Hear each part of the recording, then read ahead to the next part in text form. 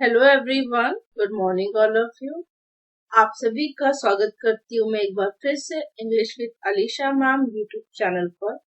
यहाँ पर हम शुरू करने वाले हैं एरर डिटेक्शन, जो कि बहुत ज्यादा इम्पोर्टेंट है। कोई भी बैंकिंग का एग्जाम दे, चाहे आप नेशनलाइज बैंक एग्जाम आईबीपीएस की बात करें वो दें, पीओ के लिए, एसओ के लिए, एमटीओ के लिए, या फिर आप एसबीआई पीओ दें, या आप इंश्योरेंस का पेपर दे, या आप आरबीआई का कोई भी पेपर दे, हर एक उसमें एरर डिटेक्शन बहुत ज्यादा इम्पोर्टेंट होता है। तो आज की सीरीज हम स्टार्ट करेंगे प्रीवियस ईयर क्वेश्चंस की, और वन बाय वन करके कवर करते चलेंगे।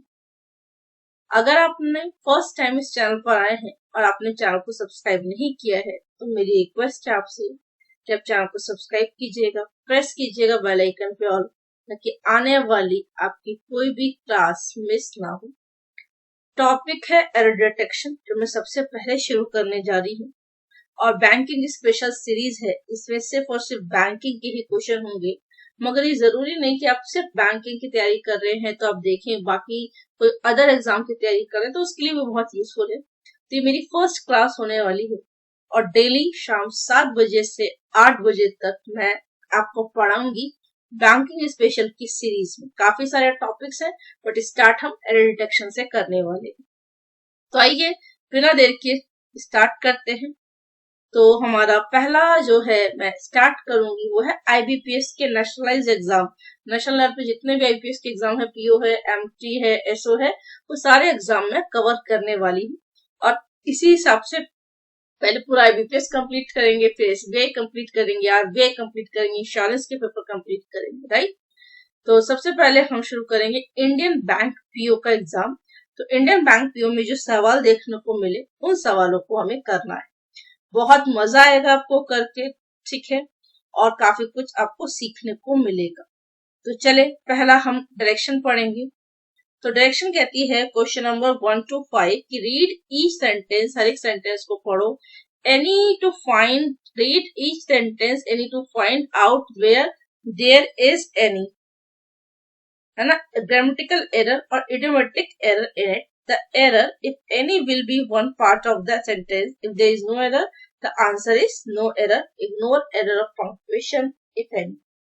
हमको बेसिकली क्वेश्चंस मिलेंगे, मैं हर तरीके के जितने पैटर्न के एरर हो सकते हैं वो सारे आपको कराऊंगी, जितने भी बैंकिंग एग्जाम्स में आए हैं।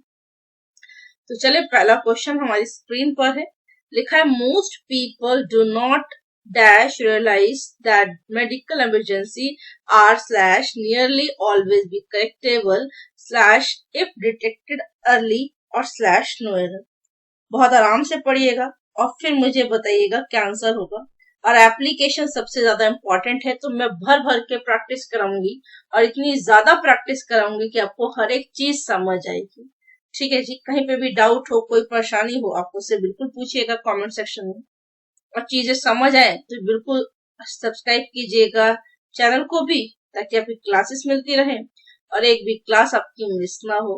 और आपको कोई डाउट होगा तो मैं डेफिनेटली क्लियर करूंगी। पसंद आए तो लाइक कीजिएगा। अब हमारा सबसे पहले यहाँ लिखा है most people do not realise. Most people, जो ज्यादातर लोग है ना, पीपल यहाँ पे क्या है, नाउन है, बोलोगे हाँ मैम। और मोस्ट यहाँ पे क्या है, एडजेक्टिव है, बोलोगे बिल्कुल सही। तो लिखा है adjective plus noun. Most people ये सब्जेक्ट है, सब्जेक्ट नाउन हो सकता है, सब्जेक्ट या तो नाउन होता है या फिर सब्जेक्ट प्रोनाउन होता है। ठीक है, तो मोस्ट पीपल, या बहुत बेसिक अगर आप देखें तो सिंपल सी बात लिख सकते हैं कि भाई यहाँ पर मोस्ट पीपल जो है वो हमारा क्या हो गया, सब्जेक्ट हो गया। और मोस्ट पीपल, पीपल एक से ज्यादा है, ठीक है, तो उसके लिए डस तो नहीं आता, हम ये बात जानते हैं। अब मैं कैसे आपको सिखाऊं कि डू कब आएगा, डस कब आएगा। तो आप क्या कीजिए, बहुत सिंपल सी बात याद रखिएगा, अगर आपको आई ना दिखे, अगर आपको यू ना दिखे, ठीक है, और आपको वी ना दिखे, आई ना दिखे, यू ना दिखे, वी ना दिखे, तो जो भी बच गया आई यू वी के अलावा, वो सब थर्ड पर्सन कैटेगरी में चला जाता है। दुनिया की हर चीज थर्ड पर्सन। और अगर एक है तो वो थर्ड पर्सन सिंगुलर की कैटेगरी होगी। अगर वो एक से ज्यादा है तो थर्ड पर्सन प्लूरल की कैटेगरी होगी। बोलोगे हाँ, बहुत सिंपल सी बात बोली। आप नोटबुक पेन लेके बैठिएगा, पीडीएफ आप मुझसे ले लीजिएगा, टेलीग्राम चैनल का मैं लिंक शेयर कर दूंगी और टेलीग्राम चैनल पे इसको अपलोड भी कर दूंगी, ठीक है। तो आपको मिल जाएगी पीडीएफ। पीडीएफ की टेंशन नहीं लेनी, बट नोट्स आपको बनाने हैं। तो मोस्ट पीपल लिखा है, तो ये मोस्ट पीपल ना ही आई है, ना ही यू है, ना ही वी है, तो थर्ड पर्सन हुआ। और एक से ज्यादा की बात हो रही है, थर्ड पर्सन प्लूरल हुआ। तो भाई अगर आप कंफर्म हो लें कि थर्ड पर्सन सिंगुलर है, तो उस वर्ब में आप क्या लगा सकते हैं, एस या एस, ठीक है। तो एस या एस कब लगता है, तो बहुत क्लियर, जब थर्ड पर्सन सिंगुलर की बात होती है। अगर ही होता तो डर जाता, शी होता डर जाता, अलीशा मैम होता डर जाता, रजनी का नाम होता डर जाता, राजेश का नाम होता डर जाता, महेश का नाम होता डर जाता। बट यहाँ पे तो थर्ड पर्सन सिंगुलर है ही नहीं, हमारा तो ये थर्ड पर्सन प्लूरल है। तो बोलोगे सब्जेक्ट तो है, पर जब ये आई नहीं है, यू नहीं है, वी नहीं है, तो ये थर्ड पर्सन होने के साथ प्लूरल है। और अगर ये थर्ड पर्सन प्लूरल है, सिर्फ और सिर्फ वर्ब एसएस किस में लगती है, जब थर्ड पर्सन सिंगुलर होता है। तो थर्ड पर्सन सिंगुलर दिखेगा तो वर्ब में एसएस लगेगी। इसका मतलब यहाँ डू ठीक लिखा है, और डू हमारी क्या है, हेल्पिंग वर्ब है। हेल्पिंग वर्ब के बाद नॉट आ सकता है, और डू डस के बाद ये क्या है, हमारी वर्ब की फर्स्ट फॉर्म। कोई गलती नहीं है।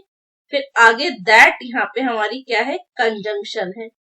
दैट क्या है, हमारी कंजंक्शन। क्यों, दो सेंटेंस को जोड़ने का काम कर रहा है, दो सेंटेंस को जोड़ने का काम कर रहा है।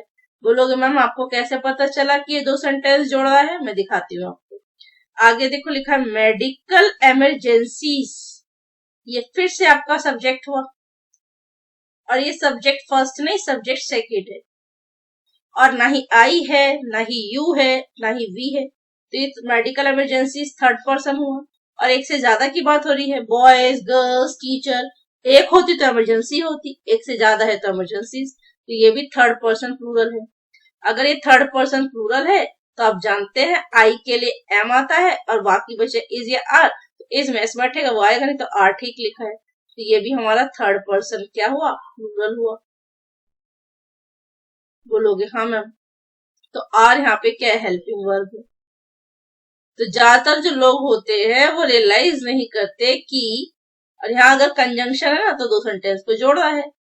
आपको हमेशा ध्यान रखना है, पहला सेंटेंस, सेंटेंस सब जानते हैं, हर एक बच्चा जानता है, जिसमें सब्जेक्ट वर्ब ऑब्जेक्ट आता है।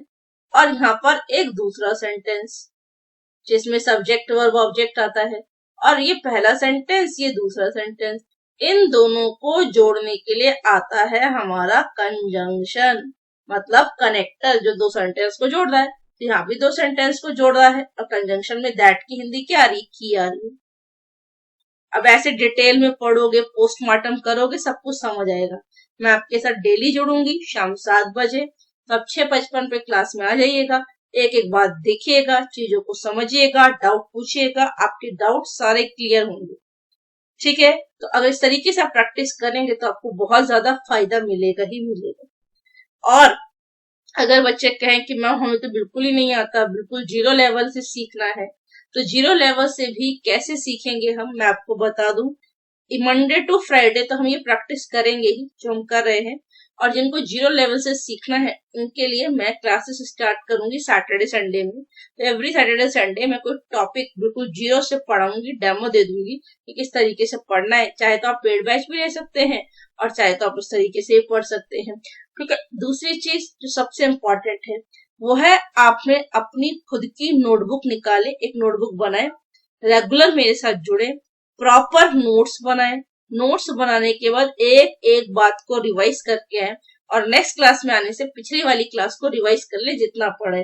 अगर आप ये करते हैं और मेरे 5 गोल्डन रूल फॉलो करते हैं तो आपको बहुत ज्यादा फायदा मिलेगा। और आप देखिएगा, आपको बैंकिंग के अंदर या किसी भी गवर्नमेंट जॉब की आप इंग्लिश प्रिपेयर कर रहे होंगे, वहां आपका बहुत अच्छा स्कोर आएगा। पहली चीज, क्लास रेगुलर देखनी होती है।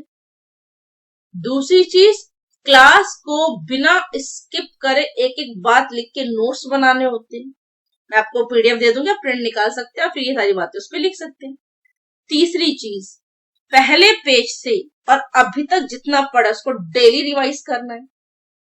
और क्लास में जब आप आए और आपसे सवाल पूछा जाए तो आपने उसमें पार्टिसिपेट करना है, और आपसे टेस्ट लिया जाए तो उस टेस्ट में अपना 100% देना है। और धीरे धीरे स्टेप बाय स्टेप आगे बढ़ेंगे, छोटे छोटे गोल्स बना के चीजें करेंगे तो हमारे को, आप मेरे साथ पढ़ के देखिए, आपको डिफरेंस फील होगा, आपको एक एक बात समझ आएगी। तो बिल्कुल जीरो लेवल से करना है तो वो सैटरडे संडे वाली क्लासेस को शुरू करके फिर दोबारा इस पे आइएगा।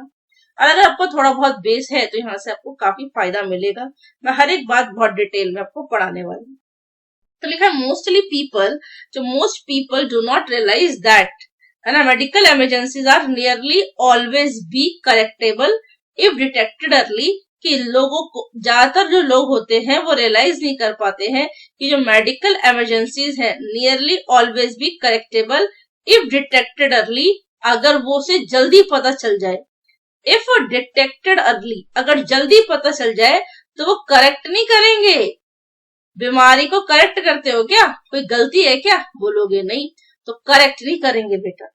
क्या करेंगे फिर, तो आप कह सकते हैं, यहाँ पर दो बातें ध्यान रखें। लिखा ना नियरली ऑलवेज बी करेक्टेबल, तो ये तो पार्ट हो गया गलती। अगर कोई पूछे कि आपसे गलती किस पार्ट में है तो बोलोगे सेकंड पार्ट में गलती है, सेकंड पार्ट में गलती है।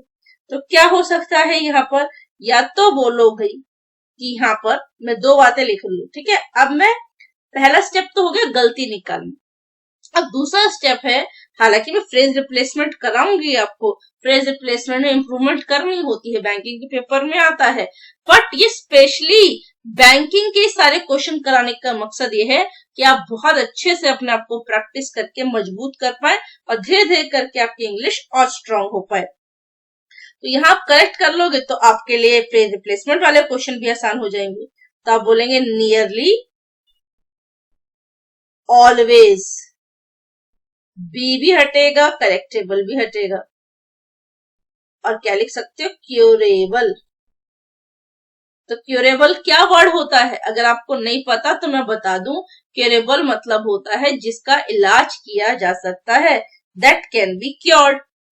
ठीक है, तो नियरली ऑलवेज क्योरेबल, या फिर आप नियरली ऑलवेज की जगह पर, मैं यहां लिख देती हूं, आप नियरली ऑलवेज, इन दोनों शब्दों की जगह पर नियरली ऑलवेज का मतलब ऑलमोस्ट, लगभग।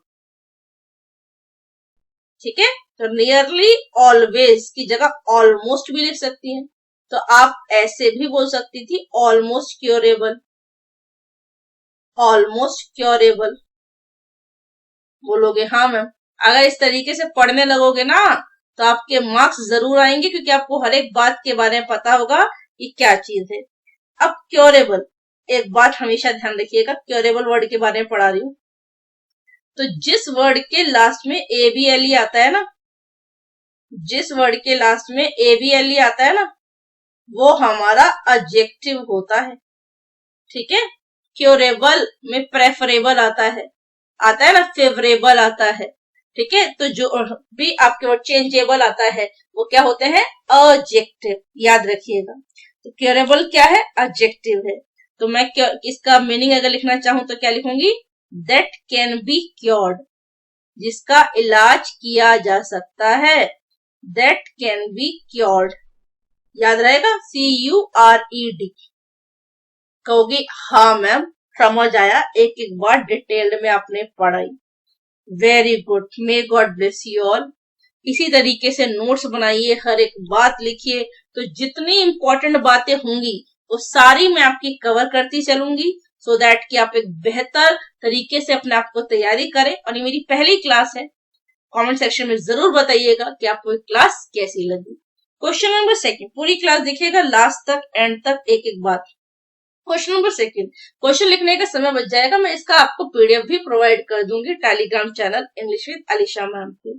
ठीक है बेटा, अब लिखा है सेकंड पॉइंट, तो लिखा है ओवर द लास्ट 15 years, पिछले 5 सालों में, ओवर द लास्ट 15 years पिछले 5 सालों में a significant body structure of research. ठीक है, अब एक बात बताओ, सिग्निफिकेंट बॉडी एक है, एक के लिए ए आएगा आर्टिकल, बोलोगे एन भी आ सकता है। तो एक छोटी सी बात सीख लो, आगे जाके काम आएगी। ए आर्टिकल लगता है अ अनार, है ना, अ अनार वाला जो साउंड आता है जिसको हम वाउल साउंड कहते हैं, वाउल नहीं पढ़ते इसे, वाउल पढ़ते हैं। तो जहां पे आपको ये दिख जाए वहां बेसिकली आप क्या लगाओगे, एन। और जहां ए दिखता है, क कबूतर वाला साउंड आता है, कॉन्सोनेंट आपको साउंड दिखेगा, वहां आप क्या लगाओगे, मात्रा की बात नहीं कर रही हूं, बात समझ आ रही है, एन और ए वहां लगता है। तो अब सिग्निफिकेंट में किसका साउंड आ रहा है, स का, तो सा के लिए तो ए आएगा, तो यहाँ तो गलती नहीं है। ओवर द लास्ट 15 ईयर्स, पिछले, है ना, कितने सालों में, 15 सालों में, तो पिछले 15 साल, है ना, पिछले 15 सालों में, ओवर द लास्ट 15 ईयर्स, जब एक पीरियड ऑफ टाइम बताते तो वहां ओवर लगा देते, तो ओवर द लास्ट 15 ईयर्स, पिछले 15 सालों में अ सिग्निफिकेंट बॉडी। ठीक है जी, अब यहां पर आप देखें, और क्या है, सिग्निफिकेंट बॉडी ऑफ रिसर्च। अब यहां पर ये पूरा आपका सब्जेक्ट है, बोलोगी हाँ मैम। अब यहां पर असिग्निफिकेंट बॉडी एक सब्जेक्ट है, ऑफ एक प्रेपोजिशन है, और प्रेपोजिशन हमेशा अपने बाद ऑब्जेक्ट कैरी करता है। प्रेपोजिशन अपने बाद हमेशा ऑब्जेक्ट कैरी करता है। प्रेपोजिशन अपने बाद हमेशा ऑब्जेक्ट कैरी करता है। जिस बच्चे ने मेरी क्लासेस रेगुलर ले ली ना 10 दिन, उसको अपने अंदर बहुत सारा डिफरेंस समझ आएगा। प्रैक्टिस करो, मेहनत करो, खूब रिवीजन करो, डाउट टाइप पूछो, तो आपको लगेगा कि हाँ, है ना, बस मैं आपका दिमाग उस लेवल पर प्रिपेयर कर सकती हूँ, क्योंकि मैं कर रही हूँ, बहुत टाइम से पढ़ा रही हूँ। आपको बस लगातार पढ़ते चले जाना है। तो over the last 15 years a significant body of research. अब एक सिग्निफिकेंट बॉडी है, भाई हमें पता है किसके अकॉर्डिंग वर्ब आता है, सब्जेक्ट के अकॉर्डिंग। सब्जेक्ट के अकॉर्डिंग हम वर्ब लगाते हैं। तो असिग्निफिकेंट बॉडी जो है वो मेरा क्या हो जाएगा, तो बोलोगे असिग्निफिकेंट बॉडी हो जाएगा थर्ड पर्सन, क्योंकि आई यू वी नहीं है, और एक है तो वो सिंगुलर हो जाएगा। अगर थर्ड पर्सन सिंगुलर है तो वर्ब में एस लगेगा, और देखो वर्ब में एस लगा भी हुआ है, दिख रहा है ना आपको, एस वर्ब में लगा हुआ, बोलोगे हाँ हेल्पिंग वर्ब है, एस नजर आ रहा है। और जहां हैज हैव आता है वहां वर्ब की थर्ड फॉर्म आती है डेमोन्स्ट्रेट, डेमोन्स्ट्रेटेड, डेमोन्स्ट्रेटेड। जहां भी हैज या हैव आता है वहां वर्ब की थर्ड फॉर्म लगती है। अब हैज हैव कहां आता है, बात बहुत सिंपल सी है, हैज या हैव प्लस वर्ब की थर्ड फॉर्म, ये लगता है प्रेजेंट परफेक्ट टेंस में, बोलोगे हाँ प्रेजेंट परफेक्ट टेंस में लगता है। अब जब हैज हैज की बात करें, जो कम पास्ट में हुआ था और जिसका रिलेशन प्रेजेंट से हो, अगर वो किसी तरीके से प्रेजेंट से कनेक्टेड है ना, पास्ट, तो प्रेजेंट परफेक्ट लगता है, हैज के साथ वर्ब थर्ड लगती है। जो कम पास्ट में हुआ था जिसका इम्पैक्ट प्रेजेंट में होता है वो प्रेजेंट परफेक्ट टेंस लगता है। और मैंने यही बता दिया कि कब एस लगेगा कब नहीं लगेगा। तो अब यहां लिखा है कि पिछले 15 सालों में significant research has demonstrated, demonstrate मतलब शोड, डेमोन्स्ट्रेट का मतलब क्या हो गया, शोड, डेमोन्स्ट्रेट का मतलब क्या होता है, शोड, है ना, मतलब दिखाई देता है। तो लिखा है डेमोन्स्ट्रेटेड दैट। अब दैट फिर से मेरी एक कंजंक्शन है, दैट मेरा एक कंजंक्शन है। कंजंक्शन किसका काम करता है, पिछले वाले में पढ़ा, दो सेंटेंस को जोड़ने के लिए आता है। तो यहाँ ईच क्या है, सब्जेक्ट है, ऑफ क्या है, प्रेपोजिशन है, अस क्या है, ऑब्जेक्ट है। वी अस होता है, आई का मी होता है, यू का यू होता है, वी का अस होता है ना बेटा। तो वी सब्जेक्ट होता है ना, और वी का जो ऑब्जेक्ट होता है वो अस होता है कि ईच ऑफ अस, ये सब्जेक्ट और वर्ब है। दो सेंटेंस को जोड़ने के लिए क्या रहे, कंजंक्शन दैट की। अब ईच के अकॉर्डिंग अगर आप चेक करेंगे तो ईच जो है प्रत्येक की बात हो रही है, हर एक। क्या ये आई है, बोलोगे नहीं। क्या ये यू है, बोलोगे नहीं। क्या ये वी की शक्ल है, नहीं। आई यू वी तो नहीं लिखा रहा, तो ये थर्ड पर्सन है। और ईच मतलब प्रत्येक, हर एक की बात हो रही है, तो ये थर्ड पर्सन सिंगुलर है। तो ये थर्ड पर्सन सिंगुलर है। कहोगे मैम इतनी डिटेल में पढ़ेंगे तो कैसे, आपका एक समय ऐसा आएगा कि आपका दिमाग अपने आप इसको फिल्टर करने लगेगा। अब सब्जेक्ट के अकॉर्डिंग वर्ब आता है तो सब्जेक्ट के अकॉर्डिंग वर्ब देखो। तो ईच के अकॉर्डिंग अगर देखोगी, जैसे वहां असिग्निफिकेंट रिसर्च के अकॉर्डिंग हैज लगाया, ऐसे यहां ईच के अकॉर्डिंग देखोगी तो इज, ऐसे ये सारा है। जो पीछे वाली बात पढ़ोगे वो आगे लगेगी, बहुत सारी डिटेल्ड में मैं आपको पढ़ाऊंगी, बोलोगे हाँ। तो ओवर द लास्ट 15 ईयर्स, पिछले 5 सालों में, जब भी पिछले साल की बात हो ना बेटा और पीरियड ऑफ टाइम, तो ओवर लगता है, ध्यान रखिएगा। तो ओवर द लास्ट 15 ईयर्स, पिछले 15 सालों में, a significant body of research, तो एक सिग्निफिकेंट बॉडी जो है एक पर्टिकुलर एरिया, उसमें रिसर्च की गई और उसमें बताया गया है डेमोन्स्ट्रेटेड दैट की ईच ऑफ अस, हम में से हर कोई, अस मतलब हम है ना, वी मत का अस, तो अस मतलब हम में से हर एक, प्रत्येक व्यक्ति is a disturbingly unreliably rater of other people's performance. क्या क्वेश्चन थोड़ा सा टाइपोग्राफिकल एरर? नहीं, टाइपोग्राफिकल एरर तो नहीं, ठीक है। मतलब फर्स्ट पार्ट में गलती नहीं निकली, सेकंड पार्ट में नहीं निकली, थर्ड, और अगर नहीं है तो भाई हमारा थर्ड पार्ट में भी अभी हमें देखते हैं, ठीक है। और फोर्थ पार्ट में तो है ही कि नो एरर है, फर्स्ट पार्ट में नहीं थी, सेकंड पार्ट में नहीं थी, थर्ड पार्ट में नहीं थी, फोर्थ पार्ट पे देखते हैं। अब यहां पर हम देखें तो बेटा जी एक बात बताओ, बहुत छोटी सी और बहुत बेसिक सी, उसके बाद फिर हम आगे चलेंगे। अब इतनी डिटेल में अगर पढ़ने लग जाओगे, धीरे धीरे करके आपका दिमाग की कैपेसिटी बढ़ेगी।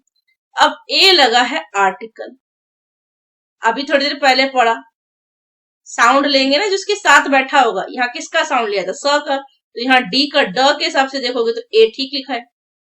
अब डिस्टर्बिंगली लिखा है, ठीक है जी, आर्टिकल ए आ रहा है। अब यहाँ rater of other people's performance, लोगों की परफॉर्मेंस, अदर दूसरे लोगों की परफॉर्मेंस की बात हो रही है, अदर पीपल परफॉर्मेंस ऑब्जेक्ट हो गया, ऑफ यहाँ पे क्या हो गया, प्रेपोजिशन।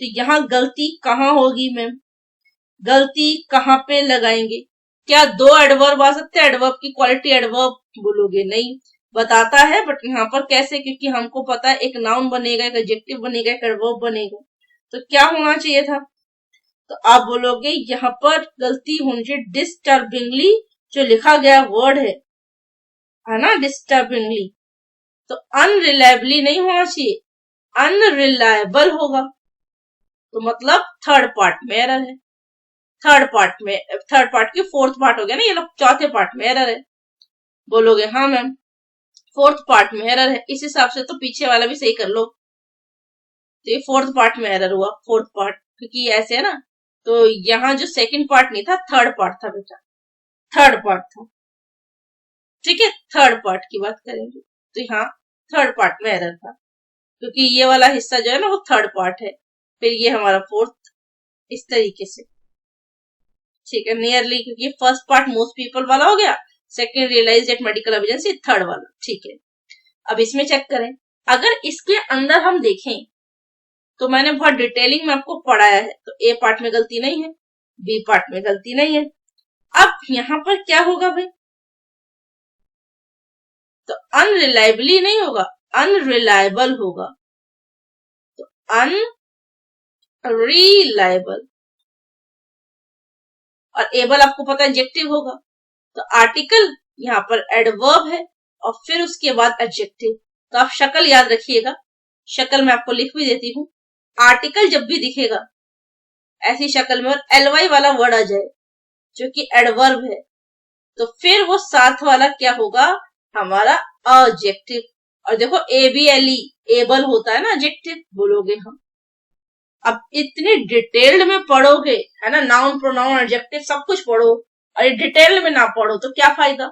सब कुछ आता है आपको, बट जब पेपर आता है, जब क्वेश्चन आता है सामने तो नहीं होता। धीरे धीरे करके आपका दिमाग खुद एक्टिव होने लगेगा और चीजें आप बेहतर कर पाओगे। आई होप आपको समझ आ रहा है। और मिक्स कराऊंगी मैं, क्योंकि जितना ज्यादा मिक्स करोगे, पेपर में मिक्स आता है, आपकी स्पीड, आपकी एक्यूरेसी अपने आप बढ़ने लगेगी। मुझे पता है कि पहले दिन में दिक्कत, मैं ये नहीं सोच के पढ़ा रही कि मैं यूट्यूब पे पढ़ा रही हूँ, मैं ये सोच के पढ़ा रही हूँ कि भाई ये मेरे बच्चे हैं, मेहनती बच्चे। और जब इतने सारे बच्चे, जब मैं उन्हें रेगुलर पढ़ाती हूँ ऑफलाइन के अंदर, और वो इतने ध्यान से सुनते हैं और फिर उसके बाद ऑनलाइन में अच्छे से पढ़ते हैं, रिवाइज करते हैं, है ना, अच्छा स्कोर करते हैं, तो आप क्यों नहीं कर सकते, आप सब भी कर सकते हैं। तो पूरी ईमानदारी के साथ, पूरी क्लास में जितनी शिद्दत के साथ बॉडी माइंड सोल लगा के पढ़ाती हूँ, उतना ही आपको पढ़ाने का प्रयास करूंगी। अब यहाँ चिल्ड्रन, सभी बच्चे मुझे चिल्ड्रन सब बता सकते हैं। क्या होगा बोलोगे, पहली बात तो ये सब्जेक्ट है, बोलोगे हाँ। दूसरी बात आपके दिमाग में चलेगा कि ये सब्जेक्ट तो है। अब आप कहोगे आई नहीं है, यू नहीं है, वी नहीं है। अगर ये आई नहीं है, यू नहीं है, वी नहीं है, तो सबके दिमाग में आएगा कि ये थर्ड पर्सन है। और ये चिल्ड्रन जो है वो एक से ज्यादा है, तो थर्ड पर्सन प्लूरल हो गया। बोलोगे हाँ मैम, थर्ड पर्सन प्लूरल। और मैं एक सीरीज और चला रही हूँ, रिपीटेड कंसेप्ट्स ऑफ ग्रामर की, तो वो जरूर देखें, क्योंकि इसमें सारे कंसेप्ट, कौन से रिपीटेड कंसेप्ट जितने भी है, वो बहुत रिपीटेडली जो एग्जाम में लगातार आ रहा है, वो भी अलग से चला रही हूँ। ठीक है जी। साथ में मैं वोकैब ले रही हूँ, वोकैब को भी आप पढ़े। और ये वाली जो सीरीज है बैंकिंग स्पेशल की, ऐसी वोकैब की भी स्पेशल सीरीज आएगी जो हर गवर्नमेंट जॉब के लिए होगी, और रिपीटेड कंसेप्ट ऑफ ग्रामर की भी होगी जो हर गवर्नमेंट जॉब के लिए। स्पेशल बैंकिंग की सीरीज है, स्पेशली बैंकिंग के क्वेश्चन है, 1 बाय 1 करके मैं सारे कराऊंगी, तो आपको बहुत अच्छे से समझ आएगा। अब लिखा है चिल्ड्रन, ठीक है जी, तो चिल्ड्रन आपको पता चल गया। अब चाइल्ड का प्लूरल होता है चिल्ड्रन, चाइल्ड सिंगुलर होता है, चिल्ड्रंस कुछ नहीं होता बेटा, ठीक है, चाइल्ड का चिल्ड्रन हो जाएगा। चाइल्ड हो गया एक, और एक से ज्यादा वो होता है चिल्ड्रन। और आपको ये भी पता चल गया कि ये आई यू वी नहीं है, तो ये थर्ड पर्सन है, और एक से ज्यादा की बात हो रही, प्लूरल है। अब यहां पर हु, पहली बात बताओ, क्या क्वेश्चन मार्क है? क्वेश्चन मार्क तो नहीं है, तो ये सवाल पूछने के लिए नहीं आया। क्वेश्चन मार्क नहीं था तो सवाल पूछने के लिए नहीं आया। यहाँ हु की हिंदी कौन नहीं है, यहाँ हु की हिंदी जो है। अब मेरे को बताओ फिर ये क्या होगा, तो मैं आपको पढ़ाऊंगी अलग से, बट अभी फिलहाल के लिए आप समझे तो हु यहाँ पे क्या है, रिलेटिव प्रोनाउन।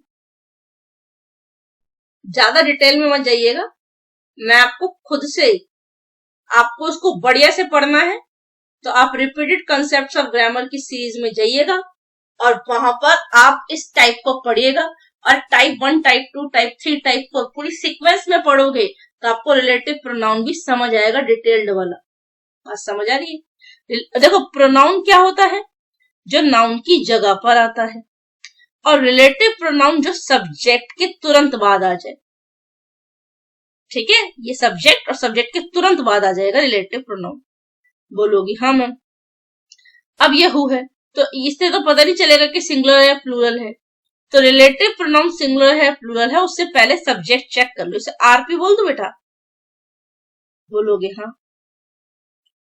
अब यहाँ सब्जेक्ट लिखा मैंने और यहाँ आरपी लिखा मैंने।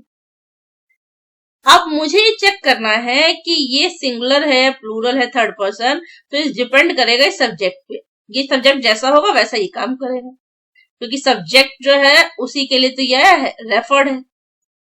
तो अब चिल्ड्रन लिखा था सब्जेक्ट की जगह पर, चिल्ड्रन थर्ड पर्सन प्लूरल है, तो यहां पर जो मेरा हु वर्ड आया वो भी थर्ड पर्सन प्लूरल हुआ। बोलोगे हाँ। अब बोलोगे चिल्ड्रन की वर्ब, इस चिल्ड्रन की वर्ब नहीं है, ये रिलेटिव प्रोनाउन की वर्ब है। अगर ये हु थर्ड पर्सन प्लूरल है तो उसके लिए एस तो नहीं आएगा, तो ये वर्ब फर्स्ट आ गया। ठीक है, ये बात समझना। बोलोगे हाँ, तो ये चिल्ड्रन के लिए नहीं आया मेक, हु के लिए मेक आया है, तो हु के लिए मेक लगा दिया, तो हु की वजह से हमने क्या लिखा है, मेक। ये बात ध्यान रखना, और इसकी प्रैक्टिस करनी हो शानदार तरीके से, एक एक डिटेल में, तो रैपिड कंसेप्ट ऑफ ग्रामर को जरूर देखिए। तो चिल्ड्रन हु मेक, है ना, वो मेक करते हैं, बनाते हैं क्या, हार्ट हेल्थी चॉइसेस। बोलोगे हाँ, कि चिल्ड्रन जो है ना बनाते हैं क्या भाई, heart healthy choices, heart who make heart healthy choices. अब यहाँ पर सबसे समझने वाली बात ये थी, समझने वाली बात ये है, अब आप खुद सोचो समझो और उसके बाद मुझे बताना है, मुझे आपको नहीं बताना।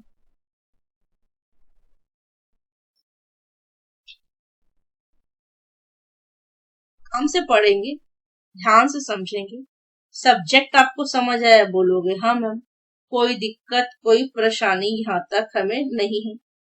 अब सब्जेक्ट जो था वो थर्ड पर्सन प्लूरल था चिल्ड्रन, तो हु भी थर्ड पर्सन प्लूरल होगा, और उस थर्ड पर्सन प्लूरल के लिए मेक आएगा, मेक्स नहीं आएगा। बोलोगे हाँ मैम, कोई दिक्कत कोई परेशानी यहाँ पर नहीं है। और चिल्ड्रन जो बनाते हैं हार्ट को हेल्थी चॉइसेस। अब यहाँ पर देखो, वर्ब ढूंढो, वर्ब, इस चिल्ड्रन के लिए वर्ब कहाँ आई, क्योंकि वो तो हु की वर्ब थी, तो बोलोगे ये रहा रिड्यूसिस वर्ब है ना, क्योंकि चॉइस का चॉइसिंग नहीं होता है। 5 फॉर्म्स बना ले करो, अगर 5 फॉर्म्स बन जाए तो वो मेन वर्ब है, अदरवाइज नहीं है। तो आप देखो, हार्ट हेल्थी, यहाँ पे चॉइसेस में कंफ्यूजन हो रही थी, तो चॉइस चॉइस चॉइसिंग तो नहीं होगा, तो यहाँ तक तो रिड्यूसिस वर्ब आई। अब मुझे बताओ, अगर ये थर्ड पर्सन प्लूरल है तो एस तो नहीं लेगा, मतलब यहाँ एस नहीं आना चाहिए था। तो ये पहला पार्ट और ये दूसरा पार्ट, तो सेकंड पार्ट में क्या होगी गलती, तो रिड्यूसिस नहीं, रिड्यूस होना चाहिए, चिल्ड्रन के लिए आया है यहाँ पर।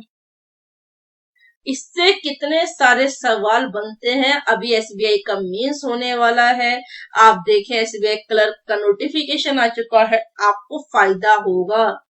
और यहाँ पे लोगों को गलती पता ही नहीं चलती। अब चिल्ड्रन के लिए तो देर आया है, आगे देखो देर चांसेस है ना, एक से ज्यादा थे, तो चिल्ड्रन के लिए देर आ गया। देर चांसेस ऑफ क्या है, प्रेपोजिशन, और प्रेपोजिशन अपने बाद क्या कैरी करती है, ऑब्जेक्ट, तो लिखा डेवलपिंग हार्ट डिसीजेस, है ना, later in life, in preposition, फिर प्रेपोजिशन के बाद फिर से ऑब्जेक्ट।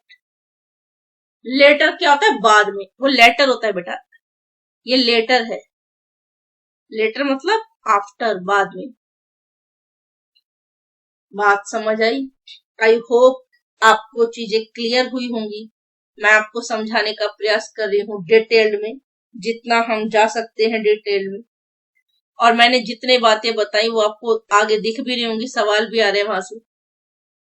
और लिखा है India is one of the, India क्या है, सब्जेक्ट है, सब्जेक्ट में क्या है, आई नहीं है, यू नहीं है, वी नहीं है, तो थर्ड पर्सन है, और थर्ड पर्सन कैसा है, सिंगुलर। बोलोगे अब तो याद हो गया मैम, और थर्ड पर्सन सिंगुलर है, इसलिए वर्ब में एस लग रहा है। कितने बच्चों को पता है, बोलोगे ये तो हम सबको पता चल चुका है मैम, इसमें तो कोई डाउट ही नहीं है।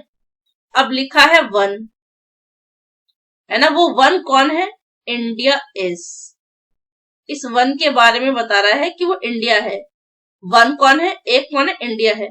ऑफ क्या है, प्रेपोजिशन, और द बिगेस्ट ऑयल इंपोर्टर्स क्या है आपका, ऑब्जेक्ट, प्रेपोजिशन अपने बाद ऑब्जेक्ट कैरी करता है, द बिगेस्ट, है ना। तो लिखा है, अब आपको पता होगा, मैंने आपको पढ़ाया है नहीं है, बट आपको पता होगा डिग्री ऑफ एडजेक्टिव, बिग होता है, बिगर होता है, बिगेस्ट होता है, positive degree, comparative degree, superlative degree. तो यहाँ बिगेस्ट क्या है, सुपरलेटिव डिग्री है, और सुपरलेटिव डिग्री अपने साथ क्या लेती है, द लेती है। तो यहाँ पर मेरा बिगेस्ट सुपरलेटिव डिग्री था, तो उसके लिए द आ गया। तो अब बात क्लियर है कि India is one of the, बहुत सारे बड़े बड़े ऑयल इंपोर्टर्स होंगे, उनमें से एक है इंडिया। बट लेकिन, है ना, बट लेकिन, is this practice is good for the country and it's people, अब यहाँ पर बहुत ध्यान से पढ़िएगा, बट लेकिन अब इंडिया की बात हो रही थी तो इसलिए इंडिया को दोबारा नहीं लिखा कि भाई है ना कि इंडिया इज दिस प्रैक्टिसेस। अब एक बात बताओ खुद सोच समझ के, अब यहाँ पे भी सीखने वाली बात है, दिस आ गया दिस, प्रैक्टिसेस थोड़ी आएगा, प्रैक्टिसेस थोड़ी आएगा, प्रैक्टिस आना चाहिए था, है ना। Good for the country, country के लिए, उनके लोगों के लिए, है ना। इंडिया के लिए इट्स आया, नॉन ह्यूमन है। अब मुझे बताओ दिस जब आता है तो इसका मतलब होता है ये, और जब दूर के लिए लिखते हैं तो दीज लिखते हैं। ऐसी मैंने बोला दैट, तो दैट का मतलब होता है वो, और जब दूर के लिए आता है तो दैट का प्लूरल बन जाता है दोस, वो। ठीक है। दूसरी बात, इसके साथ आता है प्लूरल नाउन, एक से ज्यादा की बात होगी। इसके लिए भी आता है प्लूरल नाउन, एक से ज्यादा की बात होगी, जैसे दीज बॉयज, दोज बॉयज। और ये दिस है, इसके लिए सिंगुलर आता है नाउन, और दैट के लिए भी सिंगुलर नाउन आता है। तो अब मैंने बोला दिस, तो प्रैक्टिस थोड़ी होगा, प्रैक्टिस होना चाहिए ना, सिंगुलर आना चाहिए। दिस आ रहा है तो यहाँ सिंगुलर आएगा बेटा, सिंगुलर नाउन होना चाहिए था। तो किस पार्ट में गलती, पहला पार्ट ये हो गया, India is one of the biggest oil importers, ये इज दिस प्रैक्टिस, तो ऑप्शन नंबर 3 हमारा हो।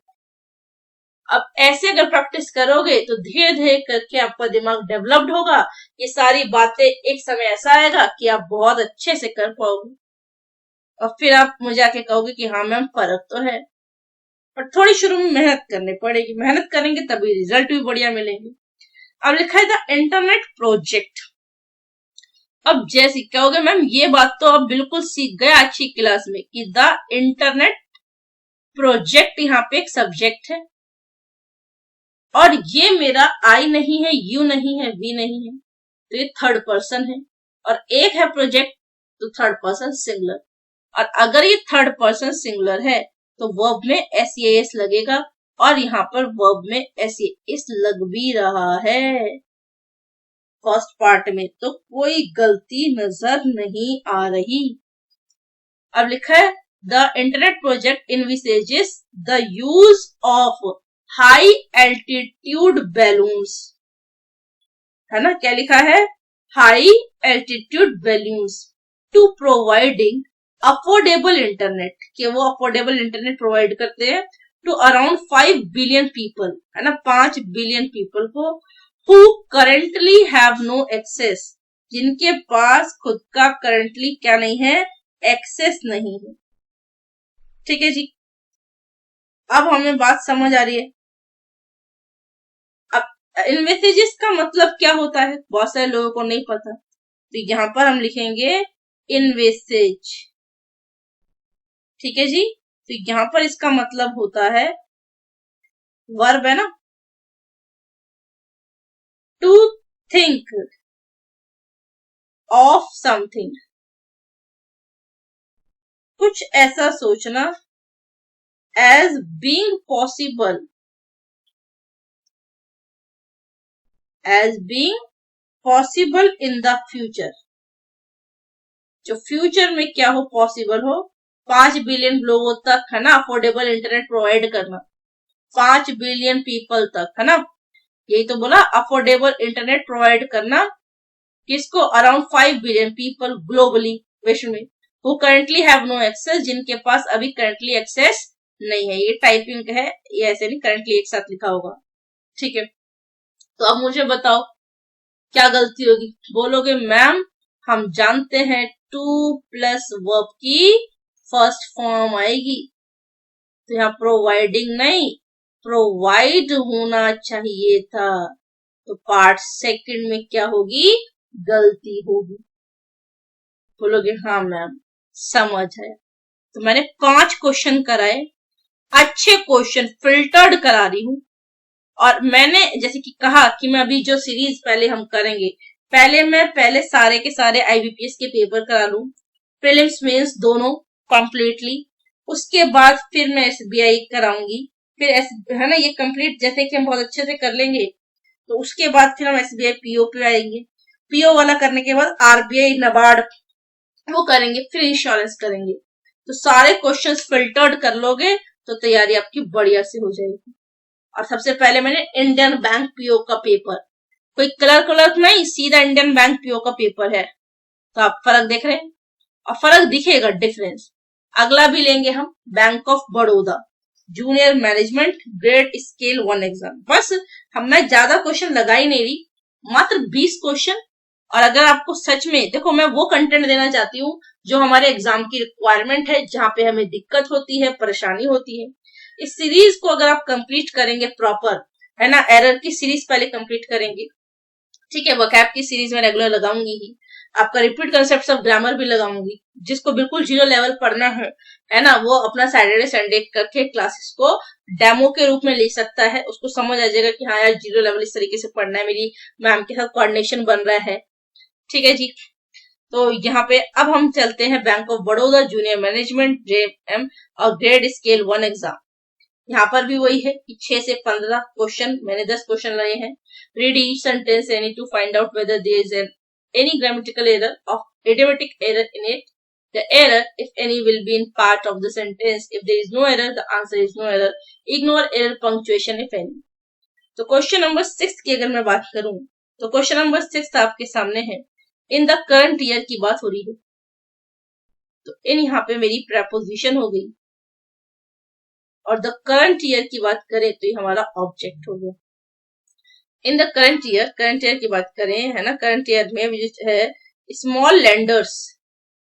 एक बात बताओ, क्या ये सब्जेक्ट है? बोलोगे हाँ। और आपके दिमाग में, सबके दिमाग में अब तो क्लियर होना चाहिए बहुत अच्छे से, है ना, कि भाई आई नहीं है, यू नहीं है, वी नहीं है, तो ये थर्ड पर्सन है। और एक नहीं है, एक से ज्यादा की बात हो रही है, तो थर्ड पर्सन प्लूरल है। बोलोगे हाँ मैम। तो यहाँ पर जो ये हु आया है, क्या क्वेश्चन मार्क है? नहीं है। अगर क्वेश्चन मार्क नहीं है तो आप चेक करें, अगर आपको क्वेश्चन मार्क नहीं दिख रहा और हु के तुरंत बाद आपको वर्ब दिख जाए, हु के तुरंत बाद आपको वर्ब दिख जाए, है ना, तो वो जो वर्ब होगी वो सब्जेक्ट के लिए नहीं होगी, हु के लिए होगी। तो अब मुझे बताओ, स्मॉल लैंडर्स की बात हो रही है, ठीक है। तो अब मुझे खुद से सोचना, समझना, फिर बताना। तो हु ग्लोबल बैंक्स की बात हो रही है, हु ग्लोबल बैंक्स हैव। अब ये हैव किसके लिए आया है? तो हु के लिए आया ना, हु के लिए आया ना। बोलोगे हाँ, क्योंकि अगर ये small lenders third person plural है तो हु भी मेरा थर्ड पर्सन प्लूरल होगा। और अगर ये थर्ड पर्सन प्लूरल है हु, तो इसके लिए मेरा वर्ब में एसईएस नहीं लगेगा, जो कि नहीं लगा। देखो एसईएस ध्यान से, हैव लिखा है, हेल्पिंग वर्ब। और दिमाग लगाओ, हैव के बाद क्या पढ़ा था? अभी तो थोड़ी देर पहले पढ़ा, हैज या हैव प्लस वर्ब थर्ड, जिसका पास्ट से रिलेशन हो और प्रेजेंट में उसका इम्पैक्ट हो। ये कॉन्सेप्ट भी मैं आपको पढ़ाऊंगी। कहां पर? जब आप डिटेल्ड पढ़ेंगे मेरे साथ जीरो लेवल तब भी, और जब आप रिपीट कंसेप्ट ऑफ ग्रामर पढ़ेंगे तो भी, क्योंकि रिपीट कंसेप्ट ग्रामर का बहुत इंपॉर्टेंट पार्ट है। अब हैव लॉन्ग स्नीड, तो यहाँ पर वर्ब की क्या है? थर्ड फॉर्म है, हैज एफ के साथ थर्ड फॉर्म है। कोई दिक्कत, कोई परेशानी हमें नहीं होगी। अब यहाँ पर बहुत सारे लोगों को स्नीर का मतलब नहीं पता। तो स्नीर का मतलब क्या होता है? लिखा है to show that you have no respect for somebody, है ना, किसी के प्रति आपकी कोई रिस्पेक्ट ना हो, जिस तरीके से आप बोले। तो कहते हैं ना कि मुंह बना के बोल रहा है, शोइंग नो रिस्पेक्ट। लिखा इन द करंट ईयर, जो स्मॉल लेंडर है, लेंडर होते हैं जो उधारी होती है ना, लैंड करना, उधार देना, तो स्मॉल लेंडर्स है वो globally banks have long his need at are performing. अब ये वर्ब किसके लिए आई है? ये वर्ब आई है हमारे स्मॉल लेंडर्स के लिए। ये रही इसकी वर्ब। बोलोगे हाँ मैम ये बात समझे। इजमार के बाद आईएनजी आता है बेटा, जहां इजमार लगेगा वहां आईएनजी आएगा तुरंत बाद। तो इजमार के तुरंत बाद आईएनजी आ रहा है, परफॉर्म कर रहे हैं। First form plus ING. अब मैंने आपको बोला कि भाई देखो दो चीजें मैं आपको सिखाती हूँ, बहुत छोटी है मगर इम्पोर्टेंट है। जब भी हमें कभी भी कंपैरेटिव डिग्री बनानी होती है तो या तो ईआर लगता है, पॉजिटिव डिग्री बनानी होती है तो ईएसटी लगता है, और अगर हमें सुपरलेटिव डिग्री बनानी होती है तो ईएसटी लगता है। वही कौन दिमाग में वो चल रहा था, पॉजिटिव डिग्री बनाने के लिए कुछ नहीं लगता। बट कभी कभी होता है जब ईआर नहीं लगता तो वहां मोर लगा देते हैं, जहां ईएसटी नहीं लगता वहां मोस्ट लगाते हैं। तो अब मुझे बताओ, क्या मोर जो है और ईआर जो है वो साथ साथ आ सकता है? बोलोगे गलती यहीं पर है ना, गलती यहीं पर है। अब आप मुझे पूछोगे कि मैम ईआर कब लगता है, ईएसटी कब लगता है? पॉजिटिव डिग्री एक व्यक्ति के लिए होती है, कंपैरेटिव डिग्री दो व्यक्ति में कंपेयर होता है, सुपरलेटिव डिग्री पूरे ग्रुप में जो बेस्ट होता है। तो अब मैंने बोला good better best, rich richer richest, black blacker blackest, great greater greatest, बोलोगे आइडिया लग गया। बट मोर कब लगता है? जब कोई शब्द पढ़े और शब्द पढ़ने में टूट जाए, जैसे इंटेलिजेंट टूट रहा है तो इंटेलिजेंटर नहीं बोलेंगे, इंटेलिजेंटेस्ट नहीं बोलेंगे, क्या बोलेंगे? Intelligent positive degree, comparative degree more intelligent, superlative degree most intelligent. मैंने बोला आपसे हैंडसम, तो हैंडसम नहीं होगा, क्या होगा बेटा? मोर हैंडसम, मोस्ट हैंडसम।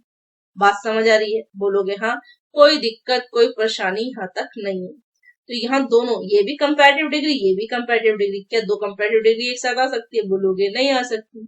दो कंपैरेटिव डिग्री का एक साथ इस्तेमाल नहीं किया सकता, इसका मतलब फोर्थ पार्ट में ही हमारा एरर है। फोर्थ पार्ट में एरर है तो मोर तो नहीं आएगा, मोर तो आना ही नहीं चाहिए। फिर हम कैसे बनाएंगे मैम? तो बोलेंगे यहाँ पर आगे पढ़ो, much better than the giants. Giants कौन थे? विशाल। जायंट्स कौन थे? बहुत बड़े। तो जो छोटे उधार देने वाले लोग हैं उनके कंपैरिजन में वो उनको इज्जत नहीं देते हैं, किनके कंपैरिजन? बड़े लोगों के कंपैरिजन में। तो बड़े जो उधारी देते हैं जायंट्स, जायंट्स का मतलब बड़ा, ठीक है, विशाल। तो अब मुझे बताओ, यहाँ पर खुद सोचना समझना उसके बाद बताना, तो क्या मोर बेटर लिख सकती हूँ मैं? बोलोगे नहीं लिख सकती। फिर क्या लगेगा? फिर सवाल आता है क्या लगेगा? अब यहाँ पे उधार देने की लोगों की बात हो रही है, बोलोगे हाँ मैम, और उधारी की बात हो रही है, बोलोगे हाँ मैम, कोई दिक्कत कोई परेशानी यहाँ तक नहीं है। तो यहाँ मोर बेटर नहीं बोलते, क्या बोलते हैं? मच बेटर, है ना, देन द जायंट्स। जायंट्स के कंपैरिजन में वो long sneed at a performing more better than the giants. तो बड़े लोग होंगे, बड़े धारी देने वाले लोग होंगे, उनके कंपैरिजन में in the current year small lenders globally banks have long sneed at a performing much better कर रहे हैं छोटे उधार देने में। बात समझ आई? क्लियर हुआ? तो बोलते हैं ना मच बेटर, तो मच बेटर। बात समझ आ रही है? क्लियर हो रहा है? क्योंकि किसकी बात हो रही थी? परफॉर्मेंस की बात हो रही थी। अगर आप कहोगे किसके लिए आया है मच या मोर, तो परफॉर्मिंग के लिए आया है। किसके लिए आया है? परफॉर्मिंग के लिए। तो अगर मैं परफॉर्मिंग की बात करूं तो यहाँ इस परफॉर्मिंग शब्द जो है वो काउंटिंग नहीं हो रही है, तो काउंटिंग नहीं होगी तो क्या लगेगा? मच, है ना। काउंटिंग नहीं हो रही ना, गिन नहीं पा रहे ना, तो इसके लिए क्या लगेगा? मच, क्योंकि इसको काउंट नहीं कर पा रहे। तो परफॉर्मिंग के लिए कैसी परफॉर्मेंस? Much better performance. तो मच बेटर बोलते हैं, बेटर में भी थोड़ी और ज्यादा बेटर। बोलोगे हाँ मैम। अगर ऐसे पढ़ने लगोगे तो ध्यान रखिएगा, पेपर भी आपसे घबराएगा, बैंक वाले भी घबराएंगे, कहेंगे अरे भाई हमारे पास आ जाओ, जल्दी हमारे पास आ जाओ सर, हमारे पास आ जाओ। इतनी मेहनत करके जानी है कि बैंक वाले खुद कहें कि सर हमको ज्वाइन कर लो। मेहनत करोगे तो रिजल्ट भी मिलेंगे। तो अगला क्वेश्चन हम चलते हैं। तो द सेंट्रल बैंक की बात हो रही है। जैसे मैंने सेंट्रल बैंक का नाम पढ़ा, मेरे दिमाग में आया सब्जेक्ट है, मेरे दिमाग में आया आई नहीं है, यू नहीं है, वी नहीं है, थर्ड पर्सन और एक की बात हो रही है सिंगुलर। इस वजह से तो वर्ब में एस लग गया, इसलिए तो वर्ब में एस लग गया। और कट कट कट पट पट पट वर्ब की थर्ड फॉर्म है। पहले पार्ट में कोई गलती नहीं। Central bank non human it लगता है, बोलोगे इट्स पॉलिसी, अधिकार बता रहे, पॉलिसी किसकी? उसकी। माई योर देयर अधिकार बताने के लिए आते हैं। मेरा है, आपका है, उनका है, हमारा है, उसका है, इसका है या इसका है। तो ये सब क्या बताते हैं? अधिकार। और इन सबके साथ क्या आता है? नाउन। अधिकार बताने वाले शब्द है जिसको हम पॉजेसिव एडजेक्टिव भी कहते हैं, जिसको हम क्या कहते हैं? Possessive adjective. पॉजेसिव मतलब जो अधिकार बताए और नाउन की क्वालिटी बताए, इसलिए एडजेक्टिव। ठीक है, तो अब हमने बोला इट्स पॉजेसिव एडजेक्टिव है और पॉलिसी नाउन है। इट्स पॉलिसी की repo rate by 50 basis points, but only a few banks has allowed। ये 2 बार हैज कैसे आ गया भाई? बाय मिस्टेक है क्या? चेक कर लेते हैं एक बार, क्या दिक्कत है ना बेटा? तो चेक कर लेते हैं कि ये कैसे हो गया है। अच्छा, बाय मिस्टेक हो गया ये, कोई बात नहीं, इसको अभी हम हटा देते हैं, टेंशन की बात नहीं है, इसे हटा देते हैं। चलो अब हम देखें, तो यहाँ लिखा है कि central bank has cut its policy की repo rate by 50 basis points, but only a few banks has lowered. Few banks की बात हो रही है ना, ध्यान से पढ़ें, पूरा दिमाग लगाकर खोलकर, तो आपको सब कुछ समझ आएगा। अब मुझे बताओ, यहाँ पर अब यहाँ जो बात हो रही है, आराम से पढ़ रहे हैं। The central bank has cut its policy repo rate by 50 basis points, है ना, by 50 basis points. By preposition था और ये ऑब्जेक्ट था। यहां तक तो कोई दिक्कत है ही नहीं, कोई परेशानी है ही नहीं, बट लेकिन कंजंक्शन है। ओनली अ फ्यू बैंक्स, केवल कुछ ही बैंक है, ना के बराबर, has lowered there base landing rate, जिन्होंने अपने उधार देने का जो बेस रेट है बहुत कम कर रखा। तो यहां हमसे पूछा गया क्या गलती होगी। अब अ फ्यू लिखा है ना, बैंक्स की बात हो रही है, तो मुझे बताओ ना के बराबर बैंक्स के बारे में बात हो रही है। अ फ्यू जहां भी आता है उसका मतलब होता है ना के बराबर, तो बैंक्स के लिए हैज थोड़ी आएगा, हैव आएगा ना। बैंक्स के लिए हैज थोड़ी आएगा, हैव आएगा। क्यों? क्योंकि फ्यू बैंक्स जो है वो थर्ड पर्सन कैसा है? प्लूरल है ना, थर्ड पर्सन क्या है? प्लूरल है। अ फ्यू बैंक्स, ना के बराबर बैंक्स। बहुत सारे बच्चे देखेंगे ए आ रहा है तो एक है, ऐसा नहीं है। छोटी सी बात पढ़ाती हूँ आपको। अ फ्यू है ना जो होता है, अ फ्यू जहां पे भी लिखेंगे, पहली बात तो फ्यू जहां पे भी लगता है ना, वो हमेशा काउंटेबल नाउन के लिए लगता है, और बैंक्स काउंटेबल है, बैंक को गिना जा सकता है। और अ फ्यू लग जाता है तो ये बताता है नेगेटिव सेंस में कि ना के बराबर, और ना के बराबर 2-3 की बात हो रही है, बहुत सारे बैंक की बात नहीं हो रही है ना। 2-3 के एग्जाम, मतलब अगर आप 100% देखें तो 100 में 10% बैंक होंगे, 10-12%, तो वो एक डेटा हो गया ना, इसलिए बोल रहे हैं only a few banks has, नहीं हैव। बैंक्स के लिए, बैंक्स क्या है? आई नहीं, यू नहीं, वी नहीं, थर्ड पर्सन, और एक से ज्यादा है थर्ड पर्सन प्लूरल, तो उसमें तो एस नहीं लगेगा। अब आप देखो मैंने ये बात कितनी बार रिपीट कर दी होगी तब से पढ़ाते वक्त, दूसरा पेपर करा रही हूँ तब भी उसमें आ रहा है, इसका मतलब कितना ज्यादा इंपॉर्टेंस थी। शुरू में ही मैंने आपको बताया, उससे सवाल भी दिख रहे हैं, कहोगे हाँ मैम समझ तो आ रहा है, कितना सारे, कितने कॉन्सेप्ट हम साथ साथ सीखते जा रहे हैं। तो ये जिसने पूरा सिलेबस कर रखा है किसी भी कोचिंग से, और फिर वो प्रैक्टिस के लिए जुड़ेगा, तो उसको बहुत मजा आएगा, पढ़ के समझ में आएगी। अब लिखा है अपार्ट, है ना, देखो ये प्रेपोजिशन बेस्ड एरर है, यहां तो सबको पता होना चाहिए अपार्ट के साथ ऑफ नहीं आता, अपार्ट फ्रॉम होता है बेटा, इतनी सी गलती थी बस, अपार्ट फ्रॉम होता है।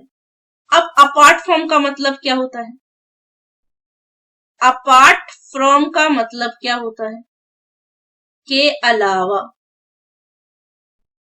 अपार्ट फ्रॉम का मतलब होता है के अलावा, अपार्ट फ्रॉम का मतलब होता है के अलावा। जैसे आप बोलते हैं एक्सेप्ट, है ना, तो एक्सेप्ट के साथ क्या लगाते हैं, फॉर। इसका मतलब भी के अलावा। आप पढ़ते हैं इन एडिशन टू, तो इन एडिशन के साथ क्या लगाते हैं, टू, जिसका मतलब होता है के अलावा। ठीक है, आप बोल सकते हैं, ठीक है, एज वेल एज भी के अलावा का सेंस देता है कई बार। तो अब मैंने ये पढ़ा है आपको अपार्ट फ्रॉम, है ना, के अलावा, एक्सेप्ट फॉर, सिर्फ मैंने प्रपोजिशन के लिए वर्ड पढ़ा दी कि यहाँ फ्रॉम लगेगा, यहाँ टू लगेगा, यहाँ फॉर लगेगा। तो apart from, except for, in addition to. तो apart from not speaking up enough, काफी ज्यादा बोलने के अलावा, मैनी प्रोफेशनल्स, अब सब बोलेंगे कि जैसी यहाँ प्रपोजिशन आया था तो यहाँ ऑब्जेक्ट आ गया, यहाँ लिखा मैनी प्रोफेशनल्स। देखो पहली बात तो मच आता है जिसको आप काउंट नहीं कर सकती, अनकाउंटेबल के लिए। जहां भी नाउन अनकाउंटेबल दिखे मच को चिपका देना। और मैनी आता है काउंटेबल नाउन के लिए। ठीक है, इसलिए कहा नोट्स बनाना बहुत जरूरी है। रिवाइज करता हूं तो भाई प्रोफेशनल्स को गिन पाओगे तो मैनी ठीक है, और मैनी रहता है एक से ज्यादा, कई, तो यहां पर जो आएगा वो कैसा आएगा, प्लूरल काउंटेबल नाउन आएगा, एक से ज्यादा। तो मैनी के लिए मैनी बॉय नहीं, many boys, many girls, many teachers. ठीक है, तो मैनी प्रोफेशनल्स। अब मैनी प्रोफेशनल्स बेटा क्या है, आई नहीं है, यू नहीं है, वी नहीं है, तो ये थर्ड पर्सन है। और एक की बात नहीं हो रही, एक से ज्यादा की बात हो रही, थर्ड पर्सन प्लूरल है, इसलिए इसमें वर्ब में एस नहीं आ रहा, देख लो। और हेल्पिंग वर्ब के बाद नॉट आता है, डूडस के बाद वर्ब की फर्स्ट फॉर्म आती है। सभी को याद रखना है, इंपॉर्टेंट बात है। और सब जानते भी हैं कि does plus not plus verb की फर्स्ट फॉर्म।